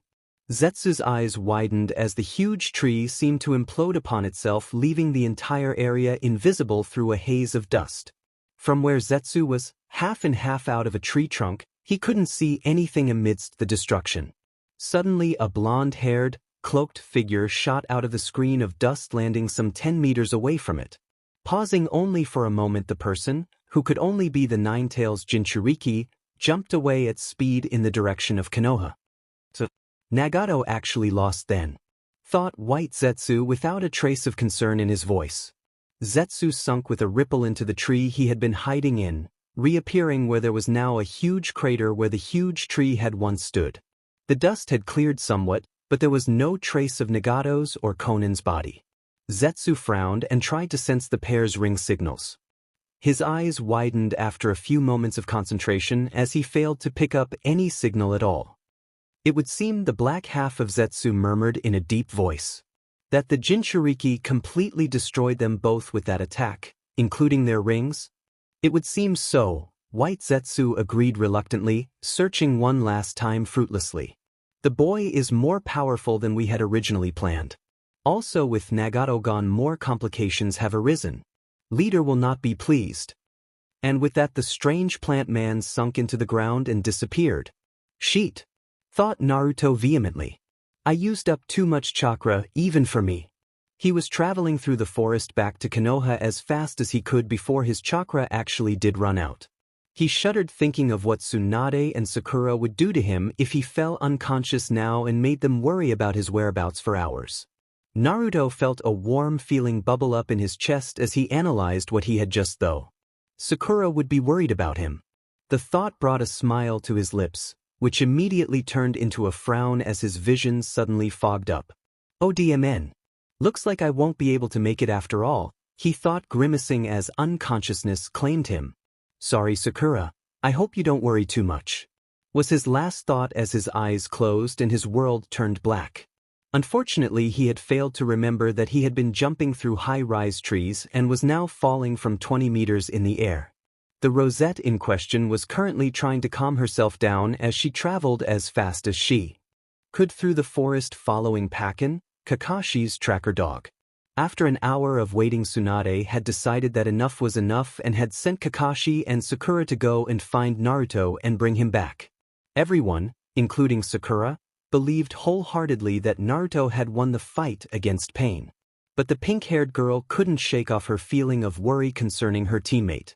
If he won, why has he been gone so long? Was the question that continued to repeat inside of her head. She mentally tried to DSPLN herself. What was she doing worrying like this? Naruto had always pulled through no matter what the odds. Why was she worrying so much about him now? It seemed as though the thought of not knowing exactly where he was scared her. She blushed slightly. Kami, I sound like an old married woman, what's wrong with me? She thought exasperatedly. Her internal confusion was interrupted by Pakin speaking over his shoulder suddenly. We aren't far from him now, his scent is getting clearer. No sooner had the dog when the sound of an explosion came from somewhere nearby. All 3 of them jerked their heads up in the direction the noise had come from. Well, that would probably be Naruto, Kakashi said in a happy tone, hiding the fact that he was actually quite concerned about his student. Sakura hadn't even heard him. She was too busy hurtling towards the origin of the sound. Her breath had rose to a rapid rate and it had nothing to do with her moving fast. Please be okay. Please be okay. She repeated inside her head as she strained her eyes, trying to catch a glimpse of her teammate through the dense forest. Suddenly she spotted a cloaked figure hopping across the tree branches towards her. Her face broke into a wide smile as she took in the figure's easily visible bright blonde hair. Nair dash, she started to shout but was cut off by shock as the fast-approaching Naruto suddenly faltered and began to fall head-first towards the ground. Sakura's eyes widened for a split second before she put all of her effort into reaching the ground below him, for he did. She made it without a second to spare, catching him by tackling him out of the air a meter before he hit the ground.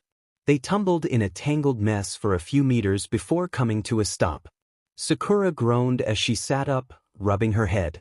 She realized something was weighing her down and quickly looked towards her lap. When she saw the unconscious Naruto sprawled across her breathing peacefully, she threw her arms over his prone body and buried her face in his chest. She knew she probably should have felt embarrassed, especially with Kakashi and Pakken approaching, but right now she just didn't care. The only thing that mattered to her now was the joy of holding her friend in her arms and seeing that he was okay. For some reason though, the word friend left a bad taste in her mouth. Naruto was having a strange dream. He was running through a never-ending expanse of trees, trying desperately to find something. He didn't know what he was looking for, but he somehow knew he had to keep moving. The light around him suddenly started to dim and his vision became foggy. He tried his hardest to keep going, but within moments his world had become almost pitch black. As his vision receded altogether, he became aware of the sensation that he was falling and gaining momentum quickly. Before he could panic though, something warm wrapped itself around him, halting his fall. Naruto's panic dissipated immediately. He didn't know what he had fallen into, but he knew he had somehow found what he had been looking for. Now in a cocoon of warmth, Naruto felt his vision start to come back, accompanied by a blinding light. He struggled to at least see what was holding him, fighting the intense light by squinting his eyes. Just for a second he caught a glimpse of a person's face and a flash of pink, before the light swallowed him completely and he was forced back into the realm of consciousness. Naruto cracked open his eyes slowly, temporarily blinded by the early morning sunlight streaming through an open window. As his eyes slowly adjusted to the glare, Naruto became aware of his surroundings and immediately groaned. The glaring whiteness of the room was, unfortunately, very familiar to him. I must have set a record for the most frequent visitor by now or something. Naruto thought dejectedly, staring up at the white ceiling. He was, of course, laying in a bed of the Konoha hospital. I don't remember getting any injuries though. Why I am dash. Suddenly Naruto's memories came back to him in a flash, fighting with pain, talking to Nagato and witnessing his change of heart, faking Nagato's death and running back to Konoha through the woods until... Naruto frowned. The last thing he could remember prior to waking up was drifting into unconsciousness while jumping through the trees due to chakra exhaustion. Someone must have found him and brought him back. So much for coming back with a cool entrance. Naruto grumbled mentally. He would never admit it, but after having spent years training with Jiraiya, Naruto had unconsciously picked up on some of the old ninja's habits. Naruto turned his head to look out the open window and smiled. There didn't seem to be anyone moving around in the hospital near his room, so it was peacefully quiet. All he could hear was the soft sounds of nature from outside and the faint, distant noises of the village starting up for a new day. I haven't been this relaxed in ages, thought Naruto, still smiling contentedly at the tranquility. I wonder how long it'll be before someone comes and ruin dash. It's about time, Naruto, you brat. Kurama roared inside the blonde boy's head, shaking his very consciousness. Naruto grimaced, closing his eyes. I guess I walked into that one, he thought meekly. Good morning to you, to Kurama. Any particular reason you decided to completely blow my eardrums from the inside out? Naruto replied in a sour internal voice. Even though the QB had willingly told Naruto his real name, he did not like to be called by it unless it was for a good reason. Therefore Naruto only called the fox by his real name when he was being serious or when he was trying to annoy him. The demon fox chucked slightly, too amused with himself to take offense to being called by his real name so casually. Well, I thought it was quite charitable of me to not wake you up from your beauty sleep any earlier than this, he said in a quieter, content voice. Anyway, I want to talk to you about some things, and now is a perfect opportunity for you to come into your inside world. Naruto smiled slightly. He knew that this was the closest the fox would come to saying that he desired company. When Naruto had first begun to properly converse with the giant creature, he had been shocked to discover that the fox could suffer from loneliness just like any other creature, and was suffering from it quite badly. One of the key factors in understanding and stopping the Kyuubi's hate was to rid him of his loneliness, something Naruto had achieved by visiting the demon fox frequently in his inside world. Ever since, whenever Naruto had gone about a week without visiting his inside world, the fox would order Naruto to come and see him, usually to talk about training or various things of the like. Naruto always humored him. After all, he himself enjoyed going to his inside world immensely now that it had changed from the dank sewer it once was. The blonde-haired Jinchuriki closed his eyes and repeated the familiar action of detaching himself from the outside world and focusing on the demon fox's chakra inside him. He didn't really fully understand how this worked. All he knew is that by concentrating on nothing but the demon inside him, he was able to travel to his inside world. Naruto opened his eyes a few moments later and was greeted with the sight that still managed to amaze him. His inner world seemed to consist of all the different possible geographical landscapes compressed into one area. Naruto was currently standing in the middle of a huge field positioned on a large, yet very shallow, hill. In the distance, back down on ground level, he could see a large expanse of glittering water. It was a lake he had swam in before, marveling at the fact that even though he wasn't physically there, it still felt perfectly real. He knew if he looked behind him, he would see a huge mountain range on the horizon, and that to the left of him was a dense forest, packed with huge, high-rise trees. However, Naruto's vision was focused on the gigantic tree that rose up from the middle of the field. Or more specifically, on the huge orange shape resting in the tree's shade. Naruto grinned slightly at the sight of the mighty nine-tailed demon fox, who was feared throughout the land for his ferociousness, curled up like an oversized cat. Naruto traversed the distance between them in a minute or so of walking. As he neared the trunk of the insanely large tree where the demon fox was resting, the Kyuubi lazily opened its eyes, appraising the young man before him. Well, the fox spoke up without raising his head from its resting place on his paws. For your first proper fight since completing your training, I think it went okay. Naruto's eyebrows rose in disbelief. You think it went just okay? I totally kicked his butt. The blonde-haired boy exclaimed loudly while punching the air proudly. Kurama snorted. Yes, I guess you did in the end. I will admit that's been quite a while since I had that much fun. But Kurama paused for emphasis and continued in a more serious tone. Nothing can be gained from getting complacent and cocky. The man you fought was just as much taken by surprise by your moves as you were by his. Given more time to get used to your attacks, he would have eventually been able to gain the upper hand with those eyes of his. Naruto lowered his head in acceptance and moved to sit down on the shady grass a few meters from the giant fox's snout. While Naruto argued with Kurama frequently, when it came to matters such as this, he trusted the fox's judgment implicitly. Just like Naruto, Kurama knew when it was time to be serious and stop joking around. As Naruto plunked himself down on the soft grass, Kurama continued his report. Also, this was your first time using our combined released form. While I'll admit that it is immensely powerful, the repercussions of using it are too high at the moment. While our chakras are basically one entity, to use the released form you still have to call upon large amounts of my chakra, and while you have improved exponentially at using my chakra, you are still human. Your body is still damaged when using large amounts of my chakra. The damage is nowhere near what it used to be when I was actively trying to take over your body, but the effects are still there. Think of your released form as an improved version of your four-tailed bijou cloak that you were using before we came to an agreement. It drains both of our massive chakra reserves incredibly fast, mine to keep the transformation up and yours to prevent my chakra from hurting your body. You ended up in the hospital because after leaving Nagato you passed out from chakra exhaustion. Naruto leant forward and palmed his forehead. Why does this have to be so complicated? I thought that my problems would be over once we agreed to pretty much merge chakras.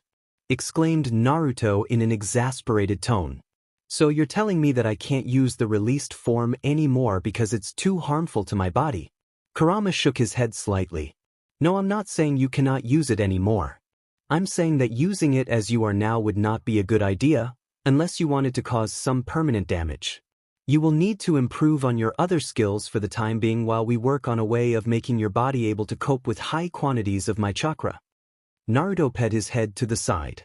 Why would I need to work on my other techniques? Shouldn't I just put all my effort into finding a way to use our released form without it hurting me? He questioned. The giant fox grumbled slightly and lightly tapped the blonde-haired boy on the head with the flat side of one of his claws. What if Akatsuki come back soon to try and capture you again? You will be forced into using your released form again, and then even if you win, your body will be damaged far beyond how it is now.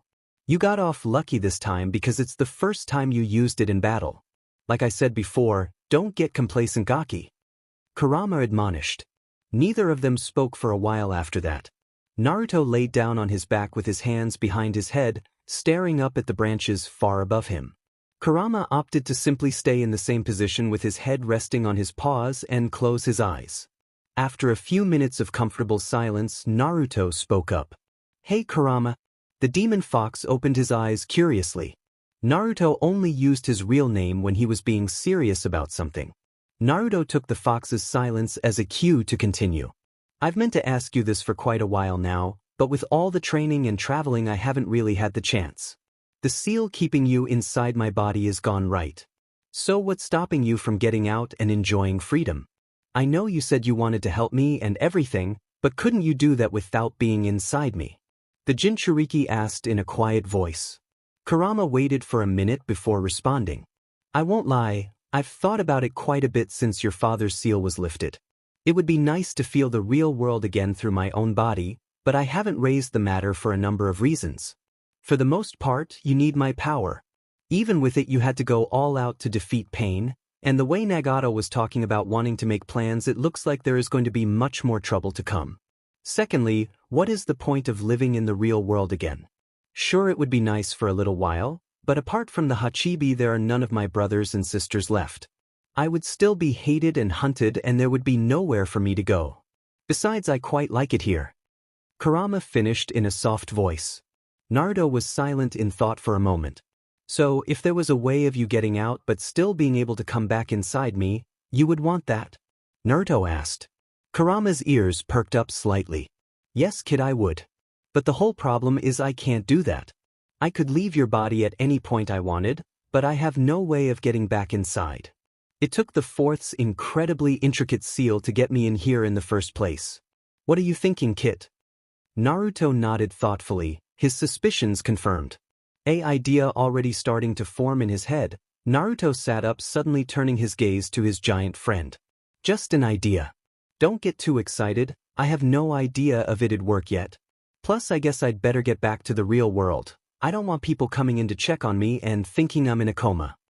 Naruto said with a quick grin. Kurama nodded, closing his eyes once again. Very well. Remember what I said about your released form.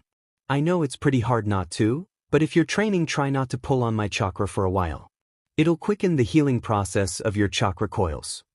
Naruto assumed the lotus position and took one last look at the amazing ethereal world around him before closing his eyes.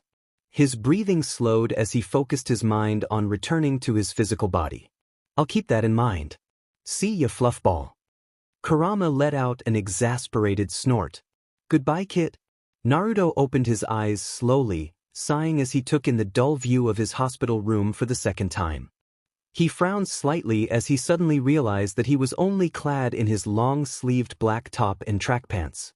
His eyes ventured around the small room until they widened in dismay at the sight of his cloak. Or more precisely, what used to be his cloak. The tattered remnants of what could hardly be called a piece of clothing anymore were draped over a chair. I guess that's another problem I have to deal with. The Jinchuriki thought drily. His spare cloak was sealed in a scroll that Jiraiya kept safe, and talking to his perverted mentor was not high on his list of things he wanted to do at the moment. As his senses came back to him, he could hear that activities had picked up inside the hospital and someone was clomping down the corridor outside of his room. Please don't let it be any of those three. I don't think I can handle them right now and stay calm. Naruto thought desperately. His heartbeat quickened as there was a brief but loud knock on his door. A moment later the door opened and relief flooded through him. It was Sakura. "Naruto, you're awake," the pink-cat exclaimed happily, coming over to stand by his bed. "You gave us all quite a worry yesterday, but I guess we should be used to this by now." She put one hand on her hip and glared at him accusingly. "You only just got back and you managed to fight your way into unconsciousness?" As Naruto looked up at his appealing team-mate smiling down at him, a mixture of emotions swept through him. Her presence always brought him happiness, especially when she smiled at him. It made his heart flutter. But there was also quite a bit of pain as well. Since he had been back in Konoha, it had been harder and harder to be around her without feeling a pang of hurt and jealousy at the fact that she loved Sasuke and not him. And he hated it. It made him feel like he was being selfish and childlike. So he did what he had been doing for the past few days. He tried as hard as he could to push those feelings of attraction and jealousy away. He swallowed hard as his eyes roamed across Sakura's form. She wasn't making it easy on him at all, coming in dressed in her working nurse outfit. The skirt she normally wore out was gone in the place of even shorter shorts that showed off her shapely legs. She had on a t-shirt that hugged her figure nicely, and her hair was tied back into a spiky ponytail that, to Naruto, made her look even better. Naruto's gaze was drawn to her bare legs that were dangerously close to his face.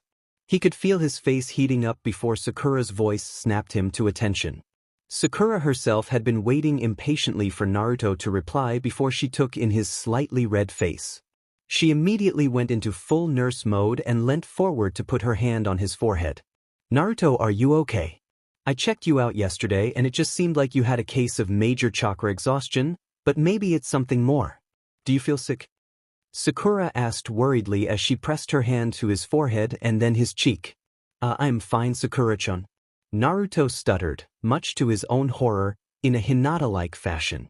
His heart meanwhile had gone into overdrive. Just looking at Sakura had been bad enough, but now she was leant over him and touching his face. Naruto felt another part of his body reacting against his will and started to panic. Kurama meanwhile was not helping at all by laughing uproariously inside Naruto's head at the blonde's current predicament. Doing the first thing to distract himself that came to his mind, Naruto bit his tongue, trying not to wince in pain. As Naruto dealt with his misbehaving body, Sakura continued her diagnostic. She frowned as she felt her teammate's forehead and cheek. They were red but didn't seem to be any hotter than usual. She removed her hand that was on his forehead and placed it over his heart to measure his heartbeat. Her eyebrows shot up in surprise. His heart was beating like a rabbit. Her face contorted as she tried to come to a conclusion of what all this meant. What doesn't make sense is that his face is red but not hot. The only thing I can think of is... She stopped dead as she finally pieced together what was happening. Sakura had not been working as a medic for the past 4 years for nothing. She had seen this type of reaction a number of times from some patients, but she definitely didn't expect it from Naruto. She glanced at Naruto's face and received confirmation of her theory. He had turned his flushed face away and had seemingly taken exceptional interest in the cup of water on his bedside table. Sakura felt a surge of happiness and pride swell up inside her. She had made him react like this, not anyone else. "Naruto," she said quietly, trying to get the blonde to look at her. He did slowly, turning his head and finally ripping his eyes away from the cup and meeting hers. As Naruto met her gaze, Sakura could feel her own face reddening. Her hands were still resting on his cheek and chest, and their faces were close enough together to feel each other's breath. As Sakura continued to stare into Naruto's bright blue eyes, she felt herself gripping his shirt and moving closer slowly. She tried to gain some control, but to no avail. Her body seemed to be having a mind of its own. "Oh my god, what am I doing? I'm about to kiss Naruto." She panicked, surprisingly less horrified with the idea than she would have thought. "So what? That's a good thing. Look how cute he looks. We're gonna have our first kiss, Shinaro." Sakura's inner self exclaimed gleefully inside her head. While forced to agree with her inner demon about Naruto's looks, Sakura still wasn't sold on the idea. She finally forced herself to stop moving forward just as her nose was about to touch Naruto's. She noticed that the room had gotten noticeably hotter and both of them were breathing hard. As she hesitated, Naruto's previous words came back to her. I'm not sure if anyone's told you this before, but you are incredibly, amazingly appealing. Affection surged through her and completely wiped out any doubts she was having. Finally giving in to her hormones, she slowly closed her eyes and began leaning in to close the final distance. Naruto, meanwhile, thought he was in a dream. There was no way what was happening right now could possibly be real life. As his pink-haired teammate paused a few centimeters away from his face, his azure eyes widened as a just as wide green pair gazed into his. This was not a dream, this was actually happening. The bewildered blonde followed his instincts and slowly closed his eyes as his teammate drifted closer. I'm actually going to do it. Phased. I'm really going to kiss Dash, I said. That I loved him, Sakura's previous words crashed through his consciousness, wiping away Naruto's happy days and obliterating the tender feelings he had allowed to surface. He opened his eyes quickly and saw his long-time crush barely a centimeter away from his face, eyes closed, cheeks pink and lips slightly apart. All he had to do to get what he had always dreamed of was to lean forward. But he didn't. Naruto closed his eyes tight in a brief moment of pain before he gripped Sakura's shoulders and forced her up and away from him. The pinkette's eyes flew open in shock as she realized what had happened. Hurt flashed across her face, but before she could open her mouth to say anything, the hospital room door opened for a second time, this time admitting Tsunade, Shizen, Jiraiya, and Kakashi. Good morning, Naruto. Glad to see you're awake at last. The blonde Hokage said with a cautious smile. She had barely spoken to Naruto since his angry outburst the other day, and she didn't know if he had calmed down yet. Deciding to try and break the ice first off, Tsunade smirked. Sorry for barging in unannounced, did we interrupt something here? Tsunade asked with a hint of humor in her voice as she noted the proximity between her apprentice and her foster son. Before Sakura could reply, Naruto cut in. Oh. No, you didn't. So what's so important that the Hokage herself has graced me with her presence? Asked Naruto in a sarcastic tone. Tsunade and Sakura mentally winced, both for different reasons. Guess he's still upset. Thought Tsunade sadly. Though I didn't really expect anything different. Ignoring Naruto's sardonic reply, she persisted. We've come to see how you're doing, Naruto. In case you haven't noticed, you've just recently had a major battle with the leader of Akatsuki and have been unconscious for about 18 hours. Congratulations are in order, I think. Tsunade said with a slightly forced smile. Having the extremely unfortunate childhood that he had, compliments meant a lot to Naruto. Having one given to him by the Hokage herself definitely put a crack in his current cold outer shell. But only a tiny crack. He was still royally set at Tsunade, and even though he wanted to jump up and kiss her for coming into his room when she did, it would still take a lot more than that for him to completely forgive her. Thanks, the Jinchuriki said tightly, looking slightly away from the now quite large group by the foot of his bed. Everyone in the room adopted a somber look. No one was used to Naruto behaving like this. He was, and always had been, an energetic ball of fun and happiness. Seeing him like this was just seemed. It was Jiraiya's turn to speak up this time.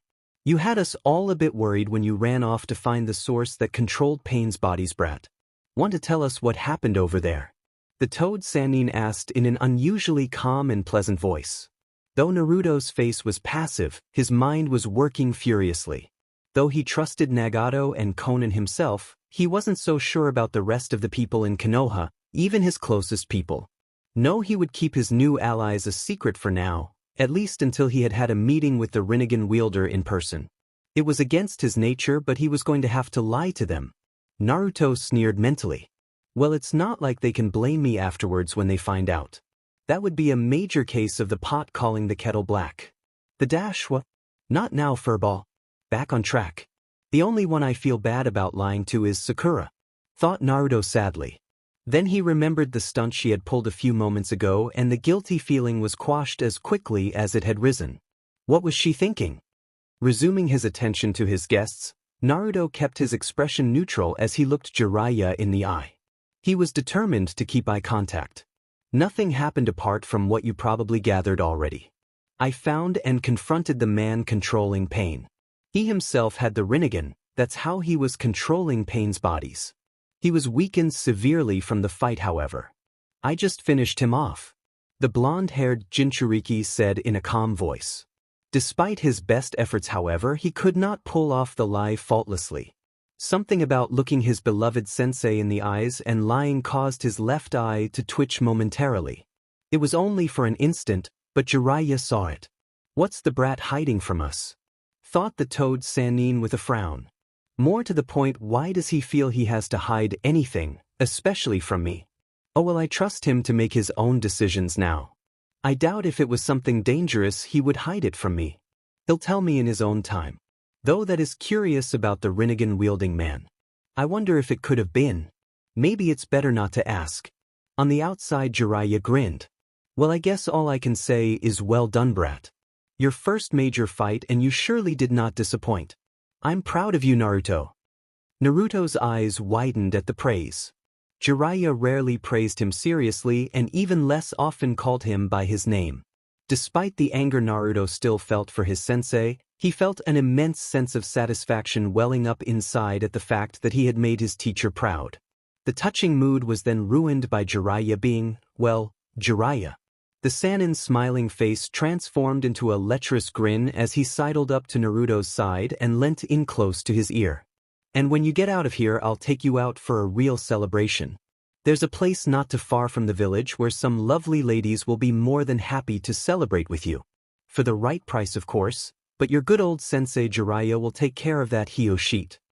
Despite Jiraiya's whispering, everyone in the room heard him easily. Kakashi winced as he saw Tsunade slowly bunch up her fists, which were suddenly glowing green. Jiraiya had noticed his predicament when he saw Tsunade glaring at him with a sickly sweet smile on her face. He backpedaled away from her, waving his hands frantically in front of him. Listen, Tsunade. I was just joking around. And Naruto's old enough now to dash. Stop corrupting your student, you stupid pervert, shouted an enraged Tsunade as she swung her fist at the petrified Jiraiya. However, she was beaten to it by her pink-haired disciple, who had leaned across the bed to punch the extremely unfortunate Sanin in the side of his head. Well, holy shit. Sakura's gotten stronger. Naruto thought in disbelief as he watched his screaming sensei sail through the hospital window and into the horizon. I better remember not to PSS her off too much anymore. Kakashi and Tsunade turned their incredulous gazes upon the now calming down Sakura. What? She huffed out crossly, meeting their gazes as though assaulting a senior ninja was nothing out of the ordinary. The two teachers continued to stare at her until she was forced to explain herself. Well, I wasn't about to let him take Naruto to a freaking rest. Sakura blurted out, flustered. Tsunade raised her eyebrows and Sakura blushed as she realized the implications of what she had just said. She was acting like a jealous girlfriend. Kakashi hid his smug grin underneath his mask, and Naruto just decided the best course of action was to take interest in his glass of water again. After a few moments of silence, Kakashi decided to let his student off the hook. He coughed slightly, gaining everyone's attention, and then continued.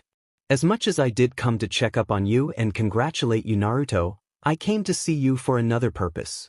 After watching your fight with Pain, I've come up with a few ideas, and seeing as we haven't really caught up properly yet since you got back, I was wondering if you wanted to join me for a training session. Kakashi asked with his trademark eye smile. Naruto was lost for words. First Sakura tries to kiss me, then Jiraiya tells me that he's seriously proud of me, and now Kakashi is actually offering to train with me. This morning's been full of surprises. Naruto thought, gobsmacked. Then his negative side kicked in. Again, he's probably just sking up to me to apologize for not telling me about my heritage. He thought sourly. I'll go along with it for now though, I'm interested to see what he's got in mind. Sure, Kakashi-sensei, that'd be great, Naruto said with a grin. Tsunade and Kakashi instantly eased up. Naruto had a grin back on his face. Only Sakura managed to see that his happy expression was strained. In fact, I'm feeling pretty great at the moment. I'm ready to go now if you're feeling up to it. Naruto continued while heaving himself up into a sitting position on the side of the bed. That was a lie as well.